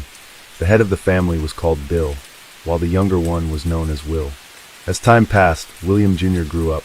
At age 17, in 2001, he met a 15-year-old named Summer Cook at church, quite reminiscent of his parents' encounter. Will and Summer maintained a friendship for 3 years before getting married when Summer turned 18 in 2004. The newlyweds began their life together by residing with Will's parents in a spacious house in Logan, Ohio. In that same year, when Bill reached the age of 39, he envisioned himself as a spiritual guide. Transforming his garage into a makeshift sanctuary, he began hosting gatherings there. Despite local skepticism towards this self-declared minister's actions, his enigmatic garage started to attract neighbors first, then their friends, and more individuals seeking solace through prayer and leaving offerings. By 2005, Will and Summer were overjoyed with the birth of their son Alex. Around this time, financial strains began affecting the Inman household, since Bill's religious endeavors were not financially rewarding. This situation led the family to consider relocating to another state in pursuit of better employment opportunities. By 2006, the Inman family had fully resettled in Florida. Both Bill and Will promptly secured employment in hotel construction. Meanwhile, Sandra and Summer dedicated themselves to homemaking and nurturing young Alex. 2 years later, the Inmans made their way back to Ohio from Florida. By then, they had forfeited their Logan home due to an inability to reclaim it, and settled in a rental in Vinton's countryside. Starting a new chapter shortly after their relocation, in 2008 Will and Summer welcomed their second child, a daughter named Kelly. By 2010, their family grew with the arrival of another daughter, Alana. As young parents, Will and Summer often sought weekends away for relaxation and rejuvenation. During these times, Bill and Sandra, always supportive, took on the role of caring for their grandchildren. The weekends were filled with joy as they cherished moments with their 3 grandchildren. In the spring of 2010, Bill Inman secured a pastor's license and proclaimed himself the head of the Skinnier Faith Church. Alongside his wife, he established a charitable entity named Ranch of Mercy to assist the jobless and homeless. His vision was grand. He wanted to a large dwelling for orphans and widows. However, financial resources were quite lacking. To address this issue, Bill conceived a lottery scheme. Each participant would purchase a ticket with proceeds earmarked for building the shelter. The grand prize was either a house or $200,000 plus 99 other significant rewards. The community became aware of this lottery through news and advertisements. Bill initially promoted it door to door, assuring participants of lavish rewards, while emphasizing that surplus funds were destined for providing a haven for the destitute. Priced at $10 per ticket, Bill managed to sell 100,000 tickets, amassing $1 million for the project. The drawing was set for September 2010. In June 2010, personal upheaval struck the Inman family when Summer expressed her desire to divorce Will after 6 years of marriage. This declaration came not long after she had penned a significant entry in her personal diary. "I am utterly exhausted from constantly trying to please everyone around me. Do not deserve happiness. Do I not have the right to love someone and feel that love in return? I'm uncertain if now is the appropriate time, but I feel compelled to share everything with Will. It troubles me deeply, yet he deserves to know the truth. He should be aware that I no longer wish to be with him. I need to be alone to rediscover myself and understand my current identity. At this moment, I feel like a servant, perpetually running around and obeying others' commands. I adore my children with all my heart and would never trade them for anything.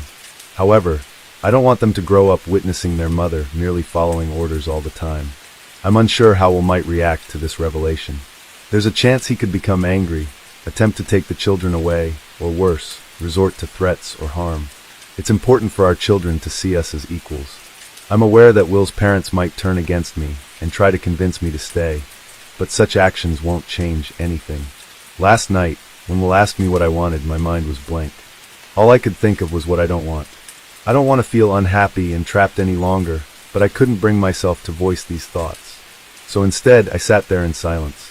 Every day feels like a battle. All I yearn for is rest, to cry and sleep without interruption. But finding a way out of this situation seems impossible at times. My hope is that by the time of my next journal entry, I'll have clarity on how to resolve everything. As the summer progressed, we moved forward with the divorce proceedings. Departing from the Inman residence, I took our son and both daughters along with my personal belongings. We sought refuge at my parents' home. Wanting not to disrupt the children's relationship with their father or grandparents, visits were scheduled regularly for them. 2 months following our separation in August 2010, I began a relationship with Adam Peters while also securing employment at a bank in Logan's downtown area, working in a cleaning capacity due to limited educational background. When September arrived, it marked another significant event, the Ranch of Mercy's house raffle, spearheaded by the Inman family. Although construction on the prize house was supposed to begin, both September and October passed without any progress. No raffle took place, and no explanations were given. The organization didn't seem to rush to refund participants either. By December 1st, 2010, the Inmans got a notice requiring them to leave their rented residence due to significant unpaid rent. In response, Summer and Adam went to collect her remaining belongings from the Inman home. However, they were denied entry. This led Summer to call the police, reporting that her estranged husband was intimidating her and preventing her from retrieving her possessions. When the police arrived, Will and his parents continued to block access. Will even escalated matters by threatening Adam and clashing with an officer. Consequently, Summer filed a legal complaint against Will. She reflected on their relationship, recalling how idyllic it seemed before marriage, but lamenting its drastic change afterward. Will's behavior reportedly became very controlling, affecting everything from her diet to household responsibilities and even intimate aspects of their life. She wasn't allowed to sleep without his approval and was confined at home without access to her phone or keys. Summer revealed Will's aspirations for a large family, his interest in polygamy, and his activities on related websites, including posting inappropriate images.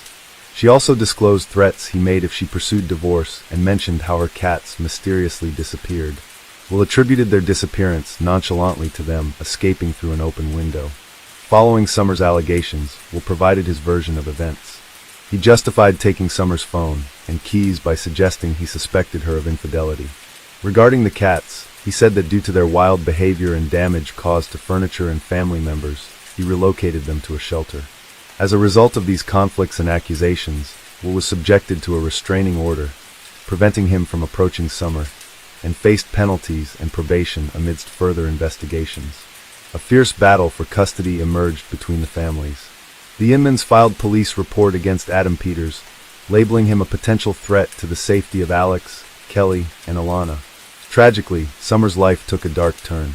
On the night March 22nd, 2011, Summer Man, just 25 years old, was finishing her shift at the bank. She wrapped up her cleaning duties after the office had closed. Around 11 p.m., she stepped outside to dispose of the trash. Summer had texted her to meet her after work, but he didn't find her by 11:30 p.m. Worried, Adam arrived at the bank and began his search.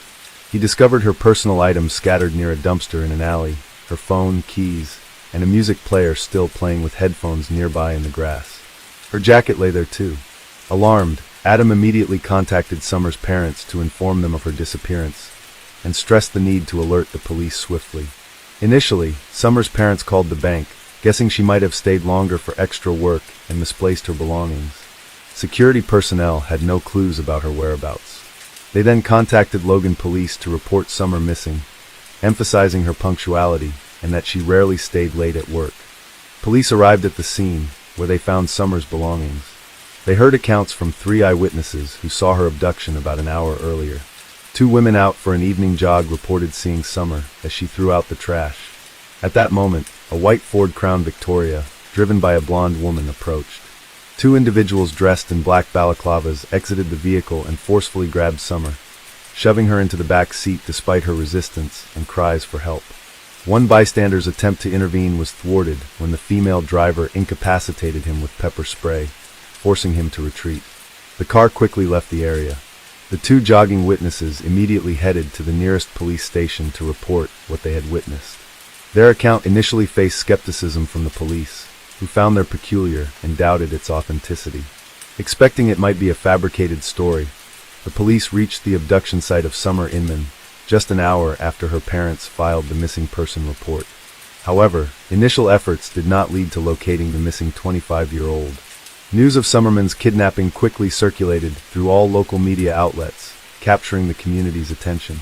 Hundreds of Logan's residents united in a concerted effort to locate her. As 3 days elapsed, the possibility of finding Summer safe and sound grew increasingly faint. Throughout this harrowing time, her parents endeavored to maintain hope against despairing thoughts. Shortly before her disappearance, Summer Inman shared a photo on Facebook featuring herself, her new partner Adam, and her children. The image portrayed them as a content family unit. Will Inman, who had access to Adam Peters' Facebook page, surprisingly still on his friends list despite being Summer's current partner, noticed this update. It raises an intriguing question. Why would a husband befriend his wife's new companion?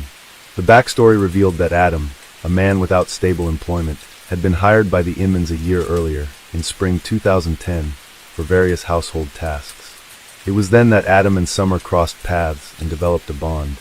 Despite initial reluctance, Summer eventually reciprocated Adam's affections. Her diary entry reflects this internal conflict. This encounter signified the unraveling of Summer's life within the Inman family. Yearning for happiness and love, she initiated divorce proceedings which were prolonged 5 days before vanishing. Will tested the proposed spousal support per child monthly, suggesting a reduction to $50 given his annual earnings of just $6,000. Will and his parents sought full custody of the children, but their petition was rejected by the court. After losing contact with their grandchildren, Bill and Sandra visibly deteriorated. They lost weight and were clearly affected, as those who knew them concurred that the grandchildren were the light of their lives. In March 2011, amidst the investigation into Summer's disappearance, the Inman family was located. They were found at the residence of Bill's 70-year-old mother in Jackson, Ohio. Bill, Sandra, and Will collectively asserted their ignorance regarding Summer's abduction. The Inmans recounted that on the night of Summer's kidnapping, they were en route to Cleveland to view a new property.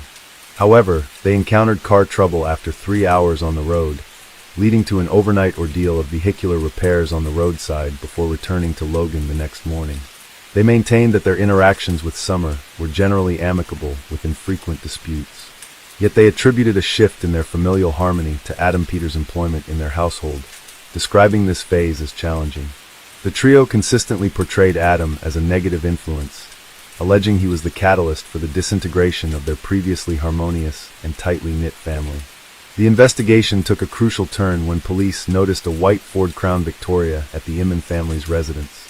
Upon inspection of the vehicle, a GPS receiver was confiscated. Subsequent examination revealed that on March 22nd, the day Summer was abducted, this car was in Logan. The GPS was deactivated at 5:30 p.m. that evening and reactivated the next morning again in Logan, contradicting the Inman's claim of traveling to Cleveland. Phone records further corroborated that all 3 family members were in Logan on both March 22nd and 23rd. Additional inquiries revealed that on the morning of March 23rd, around 7:30 a.m., the Inmans were at a car wash engaging in a thorough interior cleaning of the vehicle. Bill, Sandra, and Will were all present, but Summer was notably absent following this event. They visited an auto shop in Cleveland for a tire change. While there, a shop employee noticed something odd. Bill was choosing to replace nearly new tires with used ones, simply because he didn't like his current set changed. There was also evidence that the Inmans attempted to modify the car's appearance. Notably, Bill had removed a police spotlight that had previously been mounted on the driver's side door next to the mirror. Bill, Sandra, and Will Inman were apprehended and brought in for interrogation. Prior to their arrest, Bill assured his elderly mother of their innocence, attributing the situation to a test from the devil. Throughout the questioning, they consistently claimed they were unaware of Summer Inman's abduction and didn't know who the kidnapper was. However, after several hours and faced with the possibility of capital punishment if convicted, Sandra Inman's resolve faltered. Eventually, she disclosed the truth. Sandra confessed that they were responsible for Summer's abduction on the night of March 22nd. She detailed how Bill and Will had disguised themselves in black masks. Sandra admitted that her initial plan was merely to abduct and intimidate Summer. However, events took an unexpected and tragic turn. According to Sandra's confession, when Summer was forcibly placed in the car's back seat, Will restrained her with plastic ties around her neck, hands and feet, intending merely to frighten her into granting him access to their children. As the situation escalated, Will realized that Summer was on the brink of unconsciousness. He panicked and desperately searched for a knife to release her, shouting frantically to his mother. Sandra maintained that their objective was never to take Summer's life. They merely sought a resolution to their custody dispute and hoped to ensure regular visits with their grandchildren. On March 29, 2011, a week after the kidnapping, Sandra Inman disclosed the location of the body. Summer's remains were found in a septic tank on the grounds of Skinnier Faith Church near Nelsonville, about 30 kilometers from her workplace. Bill Inman had been involved in the church's construction. This place held personal significance for him and Sandra, as it was where they had married 28 years earlier. The Inmans were regulars at this church. Bill participated in its musical ensemble. Police uncovered the well by removing a concrete slab and unscrewing 6 bolts from the metal lid. When they opened it, they immediately saw Summer's legs. She had been thrown headfirst into the septic tank, still wearing her work attire. Her black t-shirt bore an ironic inscription, "I don't have anger issues, I have issues with idiots." A forensic examination confirmed that Summer had succumbed to strangulation. Apart from marks on her neck, hands and legs indicating she'd been restrained, no other injuries were found on her body. This highlighted strangulation as the cause of her tragic demise. Sandra revealed that she originally planned to dispose of the body in a river, but reconsidered and decided it would be safer to conceal it in the well near the church. She believed this location would ensure it remained undiscovered for a long time. Sandra admitted to feeling deep shame for her actions and their irreversible consequences. During the subsequent trial, 49-year-old Bill Inman and 28-year-old Will Inman did not take any responsibility for Summer's death. Throughout the proceedings, they stayed mostly silent, showing no visible emotions and avoiding eye contact with Summer's grieving parents. Sandra Inman, at 47 years old, stood out as the only family member who accepted responsibility for her part in the tragic events. She maintained that the plan to intimidate Summer was entirely her own idea. In a deeply emotional moment before sentencing, Sandra, overcome with tears, faced Summer's parents and begged for their forgiveness. Her speech, though broken by sobs and a quivering voice, clearly expressed remorse. Sandra admitted she saw Summer as a daughter and regretted her catastrophic decision. In 2012, the verdict was handed down. All 3 members of the Inman family were convicted. Bill and Will Inman received life sentences without the possibility of parole. Sandra Inman also got a life sentence, but with eligibility for parole after serving 15 years. However, among friends and church members familiar with the family's dynamics, doubts arose about Sandra being the mastermind behind the crime. It was commonly known that Bill had a dominant role in the family and usually made final decisions on all matters.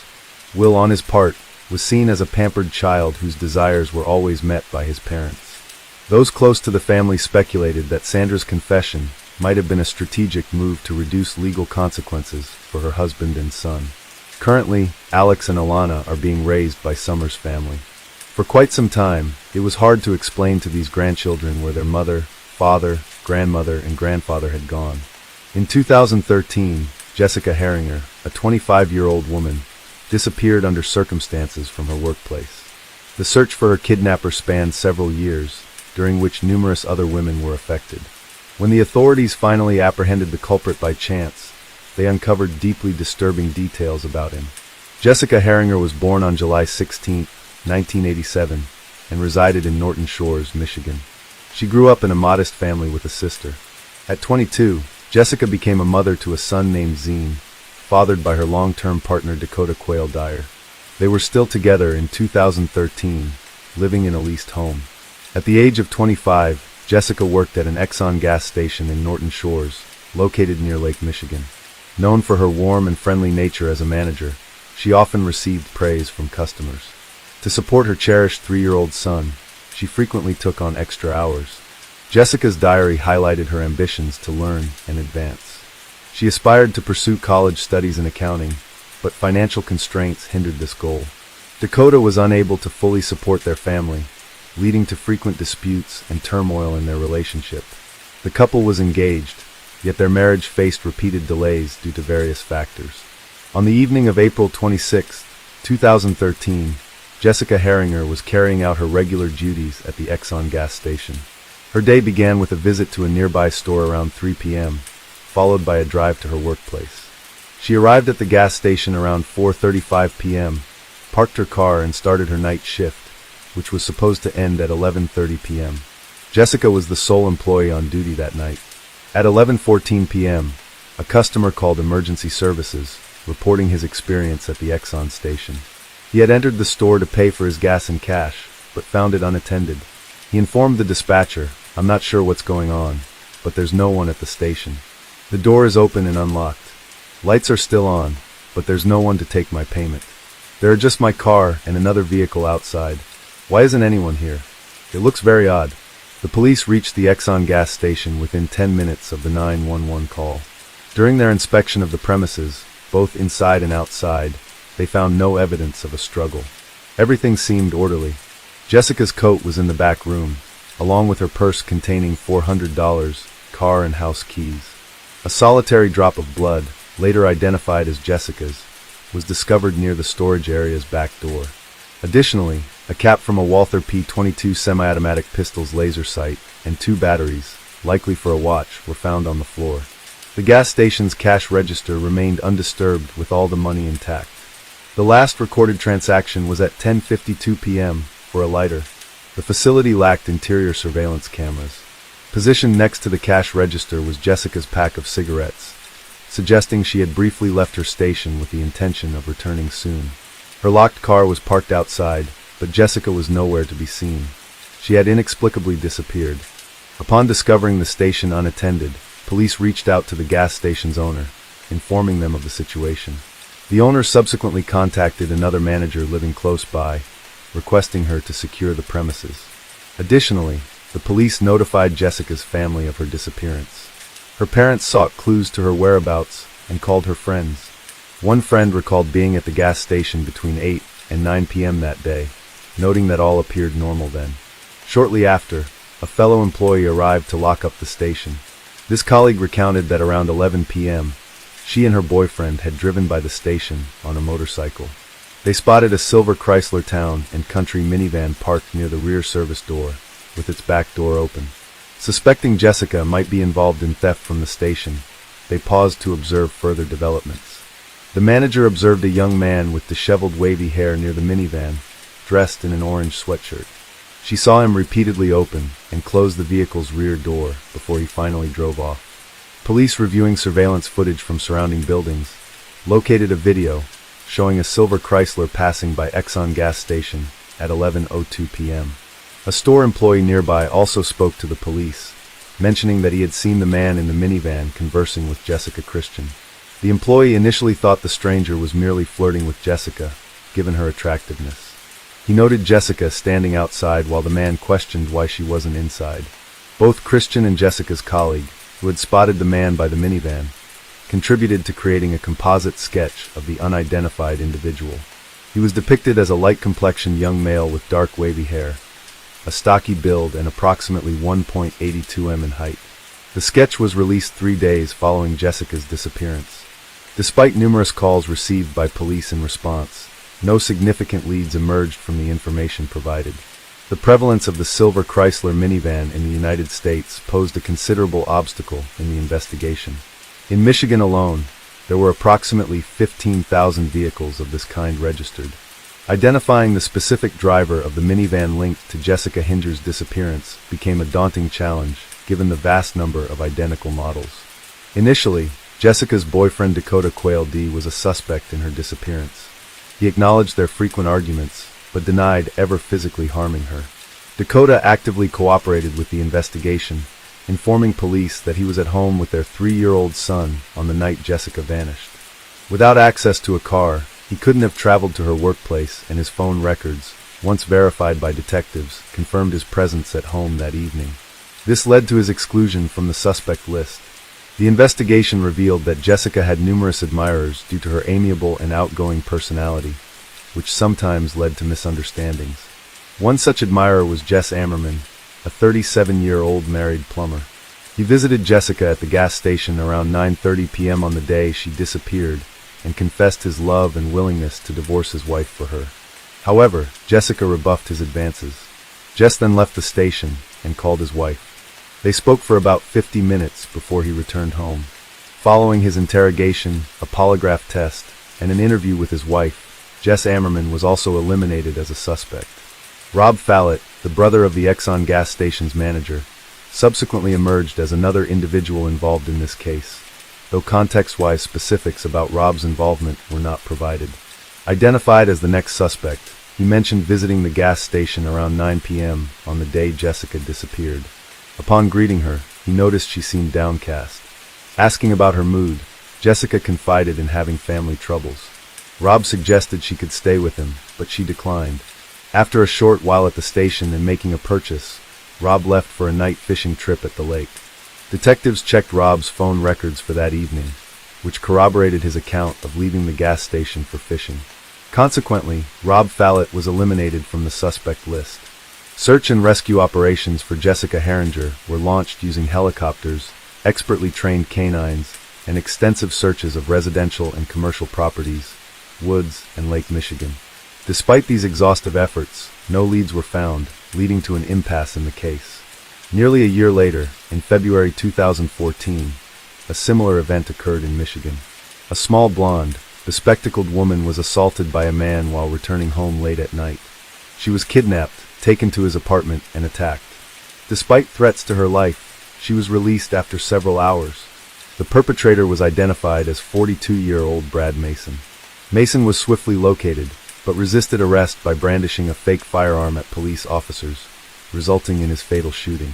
Mason had a history of criminal activity, including a 2004 kidnapping conviction and a 2011 arrest for indecent exposure. In 2014, he resided in a dormitory opposite the Exxon gas station where Jessica worked. However, investigators found no evidence linking Mason to Jessica's disappearance. 2 years after Jessica Herringer's disappearance, in 2016 another incident involving a young woman occurred late at night. Returning from a party at a friend's house, she became disoriented on a dark street. A man in a silver minivan approached her asking if she was okay and offering her a ride. She refused, but requested to use his phone instead. The man consented, but only if she entered the minivan. Once inside, he locked the door and revealed his phone battery was dead, then brandished a gun, instructing her to stay silent. These cases highlight ongoing challenges faced by law enforcement in solving abduction instances, despite rigorous investigative efforts and community cooperation. He then began driving, feeling sick and nauseated. The woman requested him to lower the window. Seizing the opportunity, she leaped out of the moving vehicle through the window and fled to a nearby house. The man sped away. The victim immediately contacted the police and described kidnapper. Through surveillance footage, the police managed to trace the license plate of the silver Chrysler Town and Country. They identified the driver as 46-year-old Jeffrey Willis. Jeffrey Willis, a factory laborer, led a secluded, modest life and had no prior legal issues. When located in his minivan, police searched and found a Walther P.22 semi-automatic pistol. The gun was traced back to a colleague of Jeff, who had reported her laser-sighted gun stolen some time ago. Willis was arrested and detained. A search of his residence uncovered a box filled with various BDSM paraphernalia, including handcuffs, chains, ropes, gags, a vibrator, a video camera, and a bullet matching a Walther P.22. The box also contained insulin syringes with an unidentified liquid, sedatives, Viagra, lubricant, disposable gloves, and a diagram of a woman's anatomy with marked injection sites. On his computer were numerous videos depicting appalling kidnapping scenes with young women as victims. A hidden hard drive in a ventilation duct contained footage Willis had recorded of his female neighbors swimming without their knowledge. A folder titled Victims on the computer held two subfolders, one named for the missing Jessica Herringer, and another for a murdered woman named Rebecca. Rebecca Bleck, aged 36, was tragically murdered on June 29, 2014, roughly a year after Jessica Herringer vanished in an area just 20 minutes from where Jessica worked at the Exxon gas station. Rebecca went out for an evening run, but never made it back home. She was found by neighbors lying on the road with her clothing disheveled, initially leading to the belief that she was struck by a car, although unconscious. Rebecca still had a pulse when discovered. Emergency services were called, but she succumbed to her injuries before they could save her. Autopsy reports revealed she died from 3 gunshot wounds to her back and head, with multiple bruises on her wrists and legs. At the time of her death, the perpetrator remained at large. However, 2 years after Jeffrey Willis's arrest, new evidence linked Rebecca's murder to a pistol found in Willis's minivan. Willis denied any involvement, but prosecutors theorized that he had attempted to abduct Rebecca and bring her to his home. When Rebecca resisted, Willis reportedly shot her and fled. Forensic analysis later discovered Rebecca's DNA on a glove recovered from Willis's residence. Jeffrey Willis was convicted of Rebecca Bleck's murder and received a life sentence. While serving his sentence, he faced additional charges related to the kidnapping of Jessica Herringer. Despite consistently denying any involvement in Jessica's disappearance, phone records showed that on the night she vanished, he was present at the Exxon gas station where she was last seen. Subsequently, he traveled to his deceased grandfather's house, which is roughly 13 minutes from the station. Upon arriving at his grandfather's residence, police encountered a heavily secured front door. Forced entry revealed an assortment of cleaning products, powders, and bleaches in the basement. The manufacturing dates on these items aligned with early 2013, matching the time frame of Jessica's disappearance. Colleagues recalled that Jeffrey Willis was notably absent on April 27, 2013, the day following Jessica Herringer's disappearance. When he returned to work a few days later, he had conspicuous deep scratches on his face and hands, raising further suspicions among those who knew him. A woman who visited the gas station on April 25, the day before Jessica's disappearance, later contacted police. She arrived late in the evening and expressed concern about being there alone at such an hour to Jessica herself. Jessica nodded in acknowledgement, appearing anxious and somewhat scared. At that moment, an unknown man inside the station reassured the visitor by saying, "Don't worry, she has customers who look after her." He left the premises. The concerned visitor, still worried about Jessica's safety, stayed in her car outside until Jessica finished her shift and headed home. Tragically, Jessica disappeared the following day in 2016. The witness from the gas station positively identified Jeffrey Willis, recalling seeing him there. Investigators learned that Willis had frequented the Exxon gas station, interacting with Jessica Herringer on at least 15 occasions. Concurrently, 48-year-old Kevin Bloom, Willis's cousin and a prison guard, was taken into custody. Kevin's inconsistent statements during interrogation eventually led to a confession. He disclosed information about Rebecca Blecher's death that hadn't been publicly known. Kevin also confessed to assisting Jeffrey in concealing Jessica's body. He described how on April 27, the day after Jessica's abduction, Jeffrey invited him over for a party at his house. Upon arriving at his late grandfather's residence, Kevin saw Jessica for the first time lying on the floor bound and lifeless. The cousins wrapped her body in a sheet, transported it in a car to a forest where Jeffrey had pre-dug a grave and buried her. They then returned home. When Kevin Bloom led the police to the forest to identify the burial site of Jessica Herringer's body, he spent a considerable amount of time wandering through the area. Despite his efforts, he was unable to pinpoint the precise location where they had buried the body. The trial of Jeffrey Willis commenced despite Jessica Herringer's body not being found either alive or deceased. The prosecution presented substantial evidence to charge Willis with her kidnapping and murder. Their case posited that Willis had been stalking Jessica for an extended period. On the night of April 26, 2013, he allegedly parked his vehicle near the service entrance of the gas station. Entering the premises, he is said to have struck Jessica on the head with his gun. During this assault, it's reported that the cover of the gun's laser sight fell off and Jessica's blood was spilled on the floor.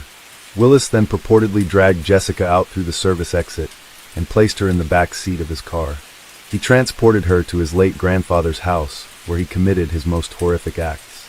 Forensic computer analysis revealed that Jeffrey Willis stored photographs and news articles about the search for Jessica on his computer. Following the investigation's progress, it was discovered Willis used a password displayed on the screen consisting of Jessica's initials and the date April 27, 2013, presumed to be the day she died. Willis consistently denied his guilt, insisting he was at home on the night of her kidnapping. His lawyers argued that there was no direct evidence linking him to the case. No DNA belonging to Jessica was found in Willis's house or car.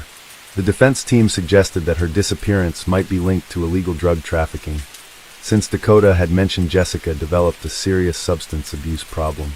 Despite these arguments, Jeffrey Willis was convicted of murdering Jessica Herringer and received a life sentence without parole. Throughout the trial, he displayed neither remorse nor empathy. His cousin, Kevin Bloom, was found guilty of assisting in disposing of Jessica's body. Kevin received a sentence of 2 years in prison and 5 years probation. Suspension from his role in the prison system was yet another blow to Jeffrey Willis. Years after his conviction, the narrative around him took a startling twist.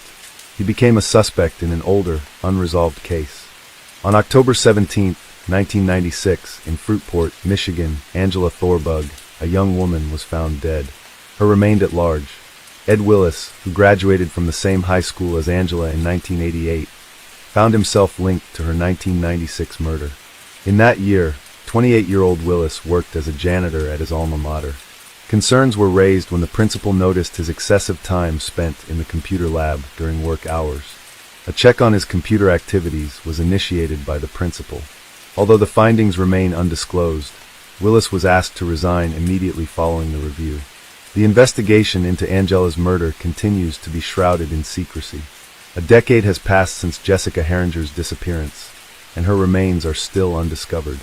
This tragedy sparked a legal battle over the custody of her son, Zahn, between Jessica's sister and Dakota, her partner. Ultimately, Jessica's biological family is raising Zahn. In addition to custody disputes, Jessica's parents have been key advocates for legislative changes following their daughter's disappearance. Their efforts led to the enactment of a law mandating gas stations operating at night to install surveillance cameras. The goal is to prevent similar incidents in the future. Humans are inherently doubtful and covetous beings. When confronted with perfection, their instinct is to seek out imperfections. In the absence of any, they often endeavor to fabricate them. The calamity to be recounted today was observed by a vast audience, yet no one was able to assist the seemingly flawless girl, who as a result became handicapped. Tsinghua University, often referred to as the Chinese Harvard, was hosting a distinguished performance in partnership with the Beijing Symphony Orchestra. This event held significant prominence. Gracefully attired pairs made their entrance into the majestic theater. Men in impeccably cut black suits adorned with gleaming cufflinks, and women in stunning full-length gowns clutching petite handbags. They exchanged smiles and engaged in polite conversations. As they proceeded to their seats, Tsinghua University students poised to showcase their talent that evening faced immense pressure. One student, Zhu Ling, was confronting an especially daunting challenge. She was about to deliver a 6-minute solo, poised to be the defining 6 minutes of her life. The audience potentially included professors, prospective future employers, and benefactors, all key figures for her career prospects, heightening the stakes. Any error or mishap was not an option. She needed to captivate them and leave a lasting impression with her performance. Her goal was to immerse herself in the rhythm and embody the essence of the ancient Chinese musical instrument, the jichuan. Revered as the instrument of the wise and favored by literati and intellectuals, those who mastered it were invariably seen as genial and perceptive. The jichuan, a symbol of prestige, boasts a rich history.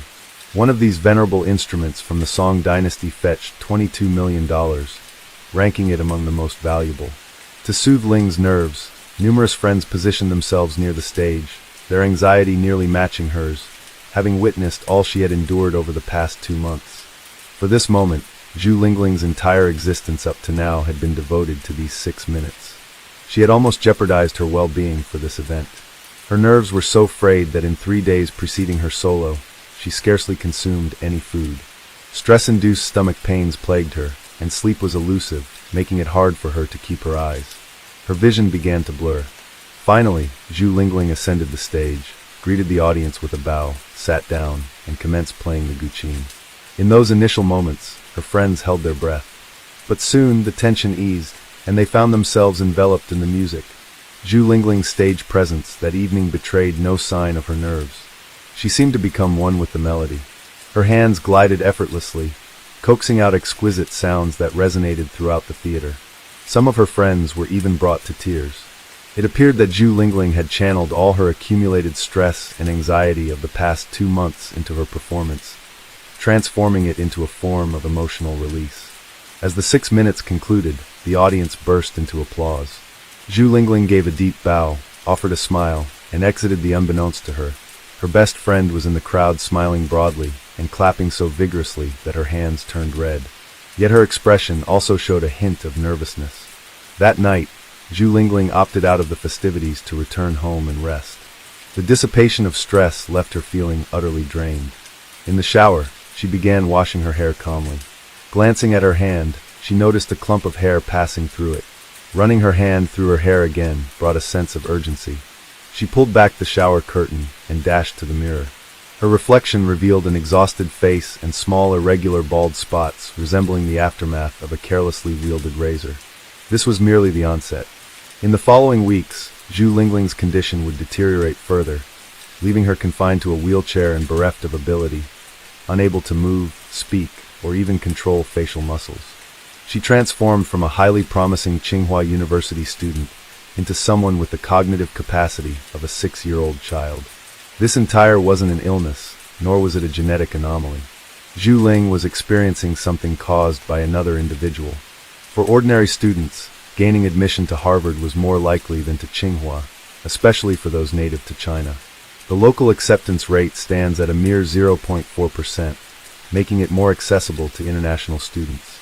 The university operates on an annual budget of $5 billion. It's an institution where influential political figures' daughters and wealthy businessmen's sons receive their education. Each of them is exceptionally intelligent and well-educated, with high intellectual capacities. The real challenge isn't just in securing admission, it's surviving the intense competition and rivalry among the students. Some alumni have admitted that to stay at the forefront, they engaged in various manipulations, betraying comrades, engaging in deceit, and stabbing others in the back, all driven by the unyielding competitive spirit fostered at this institution. In 1994, Zhu Ling was among the 31 chemistry undergraduates at Tsinghua University. She ranked in the top 3 of her cohort, which consisted of 20 males and 11 females. Zhu Ling was often regarded as the epitome of excellence, the cream of the crop among students. Indeed, Zhu Ling was not only intelligent, but also tall and striking in appearance. Everyone foresaw a bright future for her, destined for significant accomplishments. Zhu Ling also had a charismatic and assured presence. Her arrival in the dormitory sparked envy among others. She had a knack for attracting a circle of friends and admirers, thanks to her warm demeanor towards others. She roamed the campus, attended lectures diligently, completed her assignments, and many marveled at her seemingly boundless energy. However, after a few months, a peculiar and unexplainable decline in Zhu Ling's condition began to be observed by all. She appeared less strained, even during graduation week. But suddenly, Zhu Ling seemed to vanish. She began arriving later than her peers, and consistently looked exhausted in lectures. Sitting there, she'd sweat as if overheating. Zhu Ling struggled to concentrate on the class content. Severe stomach pain plagued her, leading many, including her instructors, to believe it was stress-related. Seeking relief, Zhu Ling went to the school clinic for pain relievers, but they provided minimal respite. What started as minor lateness escalated to her ceasing classes entirely. Concerned friends decided to visit her dormitory, which she shared with 3 other girls. They found her in bed, shivering and moaning in agony, with clumps of dark hair scattered on the pillow. Alarmed, her classmates urged her to consult a physician, but Zhu Ling dismissed their concerns. She insisted she was merely stressed and would return to classes the next day, assuring them that everything would normalize by semester's end. The once impeccable Zhu Ling was now unrecognizable. Her complexion had turned ghostly pale, lips took on a purplish tint. She resembled a specter haunting the campus. Her movements were sluggish, each step seemed to inflict excruciating pain. Most of her hair had shed, leaving her nearly bald, and compelling her always to wear something on her head for concealment. Occasionally, Zhu Ling's vision would blur, leading to temporary blindness for hours at a time. Various hypotheses regarding Zhu Ling's deteriorating condition spread across campus. Some conjectured it might be due to cancer or alopecia, known for causing hair loss, or perhaps an autoimmune disorder. Yet darker speculations emerged. Many students linked Zhu Ling's decline to stress stemming from a dispute with her close friend Sunny. It seemed oddly coincidental that the change in Zhu Ling coincided with their falling out. After missing an orchestra rehearsal for a challenging piece, Zhu Ling faced unexpectedly harsh criticism. Sunny Fly informed the instructor that Zhu Ling had skipped because she felt overly skilled, implying the others needed to elevate their abilities to match hers. Realizing such maliciousness in real life was quite overwhelming for Zhu Ling. Different speculations circulated among university students. Some hinted that Zhu Ling, being a chemistry student, might be secretly conducting groundbreaking experiments. However, would a highly driven student risk self-harm? Beijing A, from Peking University and a friend since middle school, decided to visit her in the hospital with a fruit basket. On entering her room, Beijing was stunned and compelled to flee. It wasn't fear of infection, but rather seeing his classmate in such a dire state that overwhelmed him. How could a vibrant 20-year-old transform into this shadow so quickly? What illness could strip Zhu Ling of all she had worked for? The medical team found her condition baffling. Just months earlier, Zhu Ling had been in peak health. Now she lay almost hairless, connected to multiple machines with tubes protruding from her nose and mouth. Her body convulsed and face showed partial paralysis. A look of silent desperation marked her wide eyes. The sight was distressing. Even the slightest touch caused excruciating pain and more erratic movements. It seemed even her hospital gown tormented her skin. Sensing his friend's silent plea for help, Beijing read the desperate message in her eyes, a look he would never forget. Seeking answers alongside Zhu Ling's parents, Beijing probed the doctors for a diagnosis, but they were equally perplexed. They delved into the onset of her illness. Initially, about a month or two earlier, Zhu Ling experienced stomach aches resembling spasms which came and went unpredictably within a week. The pain intensified to the point that it forced her to bend over in agony. Often, she would lay on the ground curled up in a fetal position. Initially, her remedy involved consuming large amounts of Chinese herbal tea. Yet, the pain escalated, eventually causing her to lose consciousness. Zhu Lingling, burdened by her demanding university schedule, delayed seeking medical attention, hoping the symptoms would subside. Then, her vision began failing intermittently, first blurring and then completely vanishing for hours. Subsequently, her hair started falling out, an especially traumatic symptom for any young woman. The situation deteriorated further, leading to her hospitalization just days before Christmas. It was her first time in hospital care. During that month, her parents remained steadfast by her side as she received treatment. The medical team tested her for arsenic and mercury poisoning. However, the results showed nothing abnormal. Intriguingly, a doctor from a different hospital recalled a similar poisoning case from the 1960s and suggested the possibility of thallium poisoning. However, Zhu Lingling denied any exposure to thallium in her studies. The hospital then reached out to Tsinghua University to investigate which chemical substances Zhu Lingling might have encountered in her capacity as a chemistry student. Despite this inquiry, her medical records revealed no exposure to chemicals that could trigger such symptoms. This left her condition an enigma to the medical staff. Remarkably, after a month, Zhu Lingling's health appeared to improve, and she requested permission to resume her studies. She was eager to sit for exams and anxious not to waste the entire semester. Her parents were adamantly opposed to her returning to university, fearing that stress was the underlying cause of illness. Yet Zhu Lingling feigned significant recovery and went back to classes in February. Unfortunately, by March, her condition had deteriorated dramatically again, resulting in readmission to the hospital, this time so debilitated that continued university attendance seemed impossible. She couldn't even speak. Zhun, disillusioned with the local medical community's inability to provide answers, took the initiative. He reached out to medical experts not just in China, but globally. Zhu Lingling's symptoms would transit various languages, and he posted these on specialized medical forums online. In less than half an hour, he received his response. Over the next few days, around 2,000 emails poured in from 18 different countries. The respondents weren't mere internet users. Many were affiliated with national medical institutions and specialized in toxicology. The consensus among almost all of them was alarming. Thallium poisoning. The symptoms pointed to a deliberate, methodical attempt to poison Zhu Ling, designed to inflict slow, excruciating agony. Thallium, a dense and highly poisonous metal, was once used in rat poisons, but has been banned in major countries including China and the USA.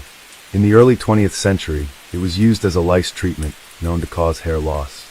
Its array of symptoms is so vast that it often leads to misdiagnosis by doctors, and its detection is usually alarmingly delayed. Thallium doesn't leave visible marks like bruises or wounds, making it harder to spot. The poisoning unfolds in stages. Initial stomach discomfort escalates to severe pain, then trembling, headaches, insomnia, and temporary blindness. Subsequently, the victim experiences intense skin pain, akin to severe burns, where even the slightest touch feels excruciating. Clothing and bed linens become sources of torment. The final stage involves neurological symptoms, including involuntary motor disturbances, seizures, and partial or complete paralysis, culminating in cognitive decline and mental impairment. Tragically, in Zhu Ling's case, this meant a regression from a top student at China's most prestigious university to possessing the mental capacities of a 6-year-old child. VG Zhen, in collaboration with Zhu Ling's parents, sifted through the multitude of emails and promptly conveyed their findings to Zhu Ling's team. Yet the doctors were skeptical of the diagnosis posited by online contributors. They emphasized that detecting thallium in the body without specific tests was not feasible. Testing for thallium involved sending the patient's blood to a lab equipped for such an analysis. Moreover, they pointed out that thallium is a rare, tightly controlled substance, not easily obtainable. The doctors also mentioned that if Zhu Ling's condition was indeed due to thallium poisoning, an antidote would likely be ineffective at this advanced stage of the disease. This revelation left Zhu Ling's family and friends in shock. The pressing question then became, who would want to harm Zhu Ling? A hypothesis emerged that the intended targets might have been her parents, given their high-profile occupations. Her father was a senior engineer at the national agency, a position that could involve sensitive information. Her mother was an engineer at a prominent Chinese company. However, this line of inquiry eventually reached a dead end. The primary task was to determine how the poison entered Zhu Ling's system, especially since no one else on campus exhibited similar symptoms. This ruled out the possibility of thallium vapors, suggesting that Zhu Ling either ingested or came into direct contact with the substance. Meanwhile, during Zhu Ling's hospitalization, her personal items were mysteriously stolen from her dormitory. The stolen items included her shampoo, contact lens case, lipstick, bath soap, and even her water glass. Intriguingly, the perpetrator seemed solely interested in Zhu Ling's possessions, an unusual incident in such a prestigious university's dormitory. With no surveillance cameras on campus at that time, an investigation was imperative. Students lived in gender-specific rooms, and access to the women's dormitory was restricted to current female students of Singer University. Neither alumni nor graduate students or professors had entry into the living quarters of over 100 young female students. Police initiated a thorough investigation into over 20 vendors known to supply thallium, a substance still used in manufacturing optical lenses, electronics, and other products, scrutinizing their procurement records. They discovered that one supplier had provided alum to Singer University's chemistry department for research. The investigation revealed that only a select group within the university had access to this compound: 2 professors, 3 graduate students, and 2 senior undergraduates. Consequently, the perpetrator likely had a role in thallium-based experiments and had the opportunity to take personal items from Zhu Ling's room. As the investigation progressed, the professors and graduate students were quickly excluded as suspects due to their lack of access to the women's dormitory. This narrowed suspicion to the 2 senior students, 1 male and 1 female. Since the male student couldn't have entered the female residence area, suspicion fell on the female student. Astonishingly, this student was none other than Sun Wei, also known as Sunny.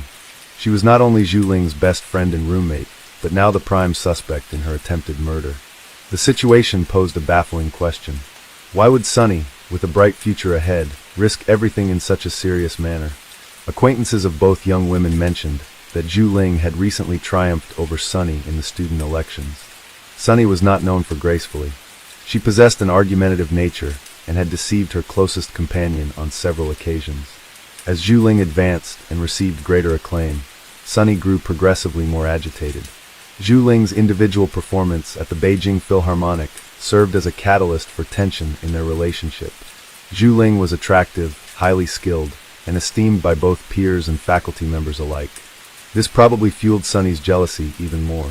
Sun Wei was questioned for 8 hours straight before her parents came to take her home. Her family had significant influence at Tsinghua University.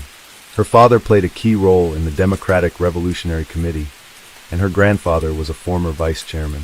Many of her relatives held positions in government or academic roles at top state universities.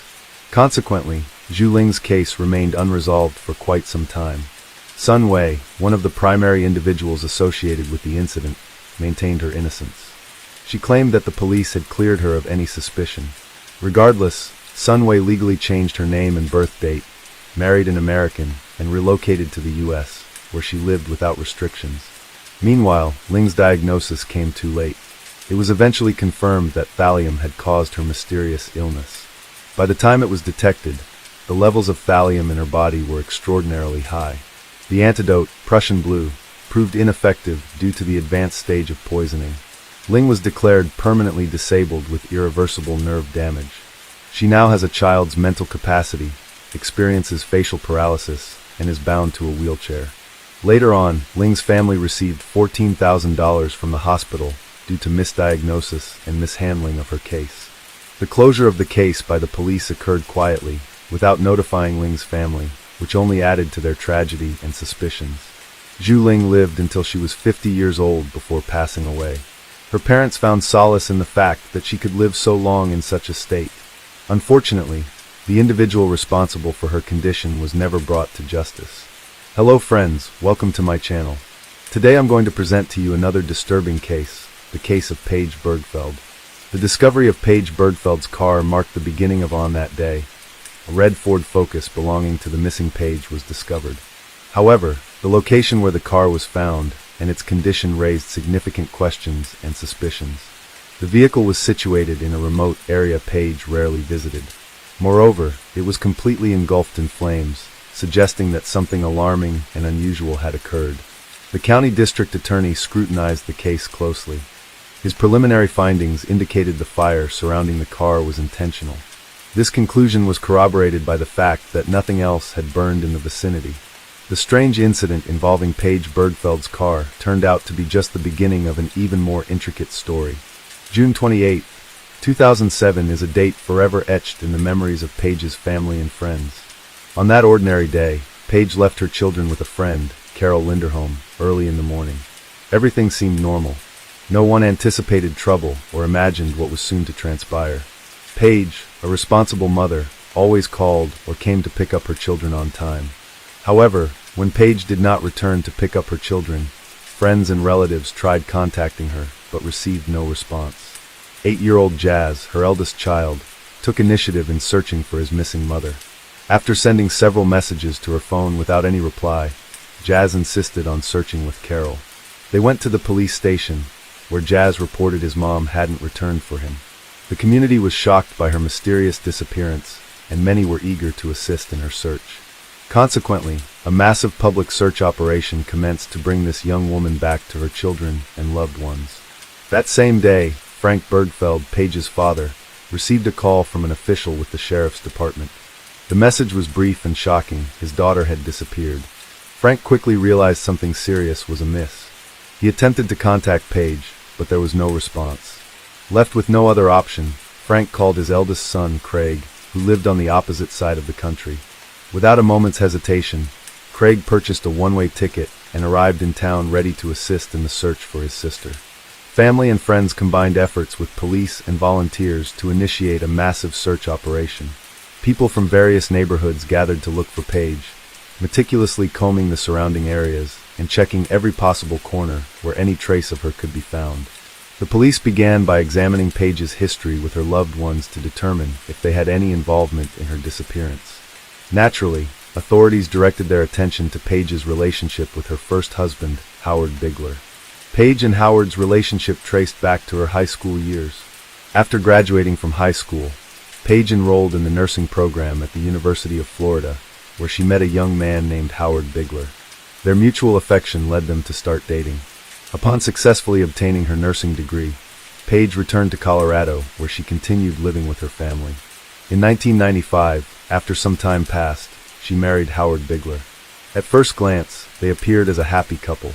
They shared numerous interests and views on life. Nonetheless, there was one significant rift. Paige desired to have children and start a family, while Howard did not share this aspiration. This fundamental disagreement sparked several arguments and many discussions. Attempts at compromise failed repeatedly. Thus, in 1997, they decided it best to part ways through divorce.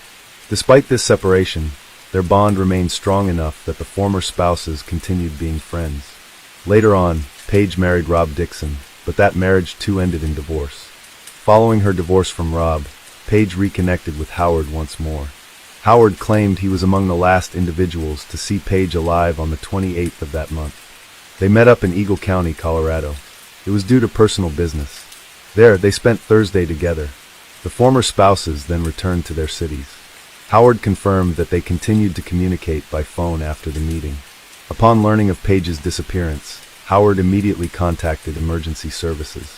While speaking to the operator, he expressed his concern and belief that something terrible had happened to Paige. The phone recording was corroborated by cell tower data, showing that the day Paige disappeared, Howard was in the Denver, Colorado area, which is several hours away from where she vanished. This gave police officers reason to remove Howard from the list of suspects. Police began to examine Paige's relationship with her second husband, Rob Dixon, and quickly uncovered many events that raised questions and warranted further investigation. It turned out that during their marriage, Paige had reported Rob to the police twice for harassment. After her divorce from her first husband, Paige took a job at a strip club in Denver, where she met Rob Dixon. The man was wealthy and had inherited a large fortune through his family's business. Having fallen in love with each other, Paige and Rob did not hesitate and entered into marriage in 1998.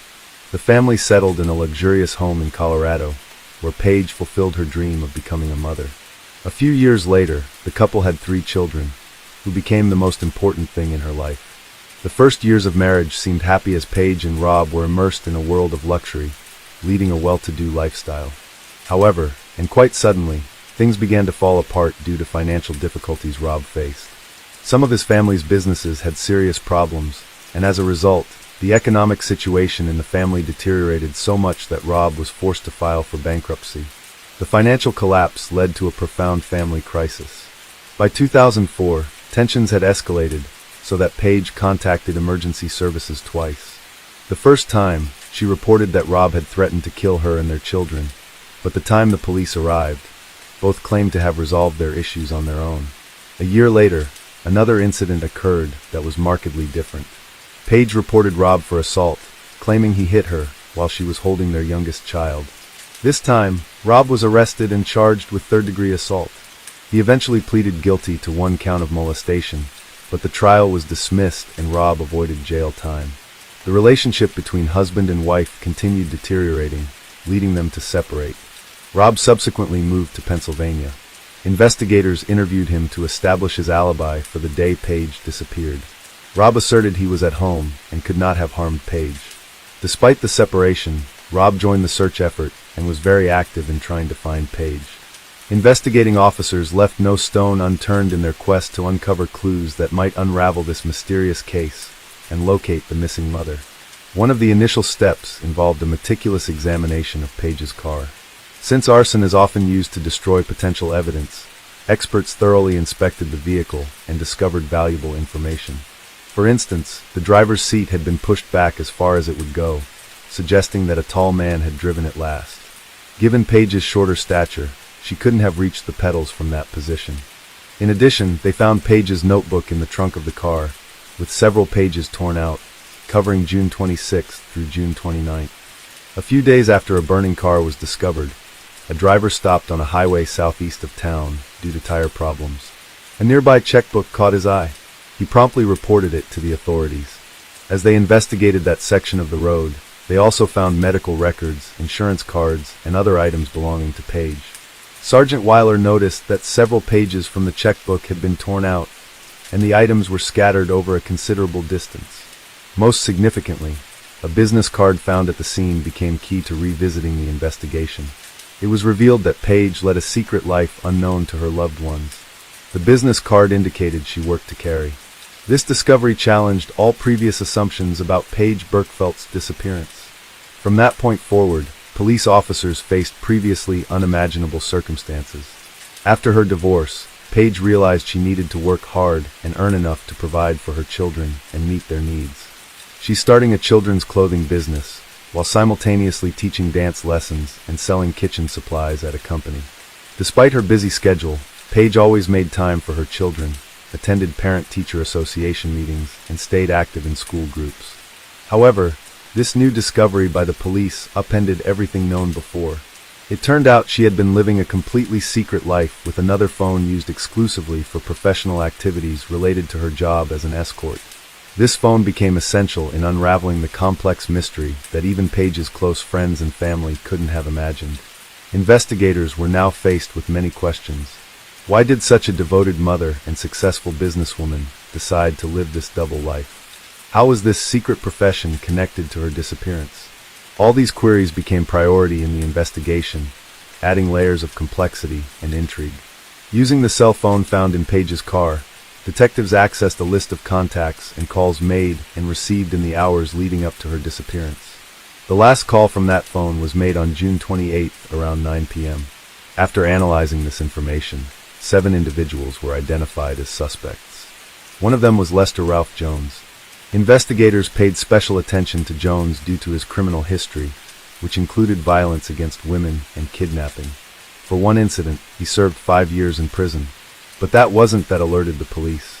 A white car, matching the description given by Carol Paige's friend, also raised suspicions. Carol shared crucial details with detectives. She recounted a day when Paige approached her car and noticed another white car blocking her driveway. Annoyed, she got behind the wheel to maneuver out, but ended up colliding with the other vehicle. The unknown driver immediately fled the scene. With this information, investigators speculated that Lester might have been obsessed with Paige and possibly following her. Further digging revealed that Lester Jones had tried to schedule an appointment with Paige the day before she disappeared. When questioned, Lester denied knowing anything about Paige's disappearance and provided fingerprints and DNA samples. However, many suspicious items were found in his home. A disposable cell phone, men's wigs, a sheet with an escort services phone number, and women's lingerie in various sizes. Particular attention was given to the disposable cell phone found at Lester's residence. Analysis of call records from Paige's cell phone indicated that on the day she went missing, someone tried contacting her multiple times from an unregistered number. When questioned further, Lester claimed he didn't own a second cell phone, indicating he lied to police. Police determined that the phone had been purchased at a supermarket on North Avenue. Store video footage confirmed Lester was indeed the purchaser of that disposable cell phone. When he was shown the video footage, he refused to acknowledge that was him. As a result of all this, Lester Jones became the prime suspect in Paige's disappearance. With no concrete evidence pointing to his guilt, the police to follow him and attempted to find Paige's body in order to have enough evidence to press charges. The case was put on hold for several years. Meanwhile, the young woman's family and loved ones were at a loss for grief. No one knew what had happened to the young mother, and the search seemed hopeless. As time went on, the hope that Paige would be found alive was dwindling. That all changed in 2012, when a hiker accidentally stumbled upon human remains in a ravine among rocks and bushes in Delta County. The find was discovered very close to the road, where Paige's personal belongings had been found 5 years earlier. Experts who arrived on the scene were almost certain that it was the body of the young mother. The experts ran a DNA test, and the results confirmed that it was Paige. She was found, but it was a grisly end to her story. The exact cause of death could not be determined due to the condition of the body. However, it was found that Paige had been struck many times, as several of her bones were broken, particularly the bones in her face. As a result, it was determined that she died from injuries sustained during the beating. This information added to the horrific drama of the story. Paige's body was underground, and due to years of soil erosion, ended up on the surface. This may explain why she was not discovered earlier. Lester Ralph Jones' case came to a halt for several years after Paige's remains were discovered. In November 2014, he was charged with kidnapping, first-degree murder, and second-degree murder. However, the trial didn't begin until July 2016 and lasted 22 days. Prosecutors argued that Lester, who already had a history of violence against women, was frustrated at not being able to see Paige after trying to get an appointment with her. The main witness for the prosecution was Lester's ex-wife, Lisa. She recounted how he kidnapped and threatened to kill her at gunpoint in the late 1990s. Lisa Lester found it difficult to come to terms with her decision to end the relationship on multiple occasions. Once, he attacked the couple gun in hand. Tragically, Lisa's partner was shot in the head. A month later, Lester threatened her again, telling her she might end up at the bottom of a lake. Fortunately, Lisa managed to escape and contacted the police. This led to Lester's arrest on charges of kidnapping and assault. Lester's defense attorneys contended that the police had detained an innocent man. They suggested that other clients of Paige could have had motives for the crime. However, they did not present convincing evidence linking others to the murder. Lester's current spouse also testified before the jury. Despite knowing he used an escort service, she did not abandon him because of her faith. Nonetheless, she didn't provide him an alibi and even identified him from a surveillance video at a supermarket where he bought a disposable phone on September 9, 2016. The jury couldn't reach a unanimous verdict in the first trial, leading it to be declared a mistrial. However, the district attorney was firm in believing Lester's guilt and didn't give up. Over several days, he diligently re-examined all evidence. On November 21, 2016, after thoroughly reviewing all of it, the jury reached a verdict. Lester was found guilty of all charges related to Paige's death. The judge sentenced him to life in prison without parole. Although the defense appealed this sentence, an appeals court panel upheld it in June 2022 and confirmed Lester's guilt. Paige's final farewell took place on April 28, 2012. Her obituary described her as a beautiful and radiant woman whose smile could be compared to the sun. Her tragic loss deeply affected her family and friends. Her 3 children were orphaned and lost their main support and encouragement. Paige's case drew public attention and lasted many years. Nevertheless, law enforcement and relatives persevered tirelessly until justice was finally served. Lester Ralph Jones was found guilty and sentenced to life in prison without parole. Now he won't be able to harm anyone else. Paige's story underscores why it's vital to fight for justice, regardless of how long it takes or how much effort is required. Her memory will forever linger in the hearts of those who knew and loved her.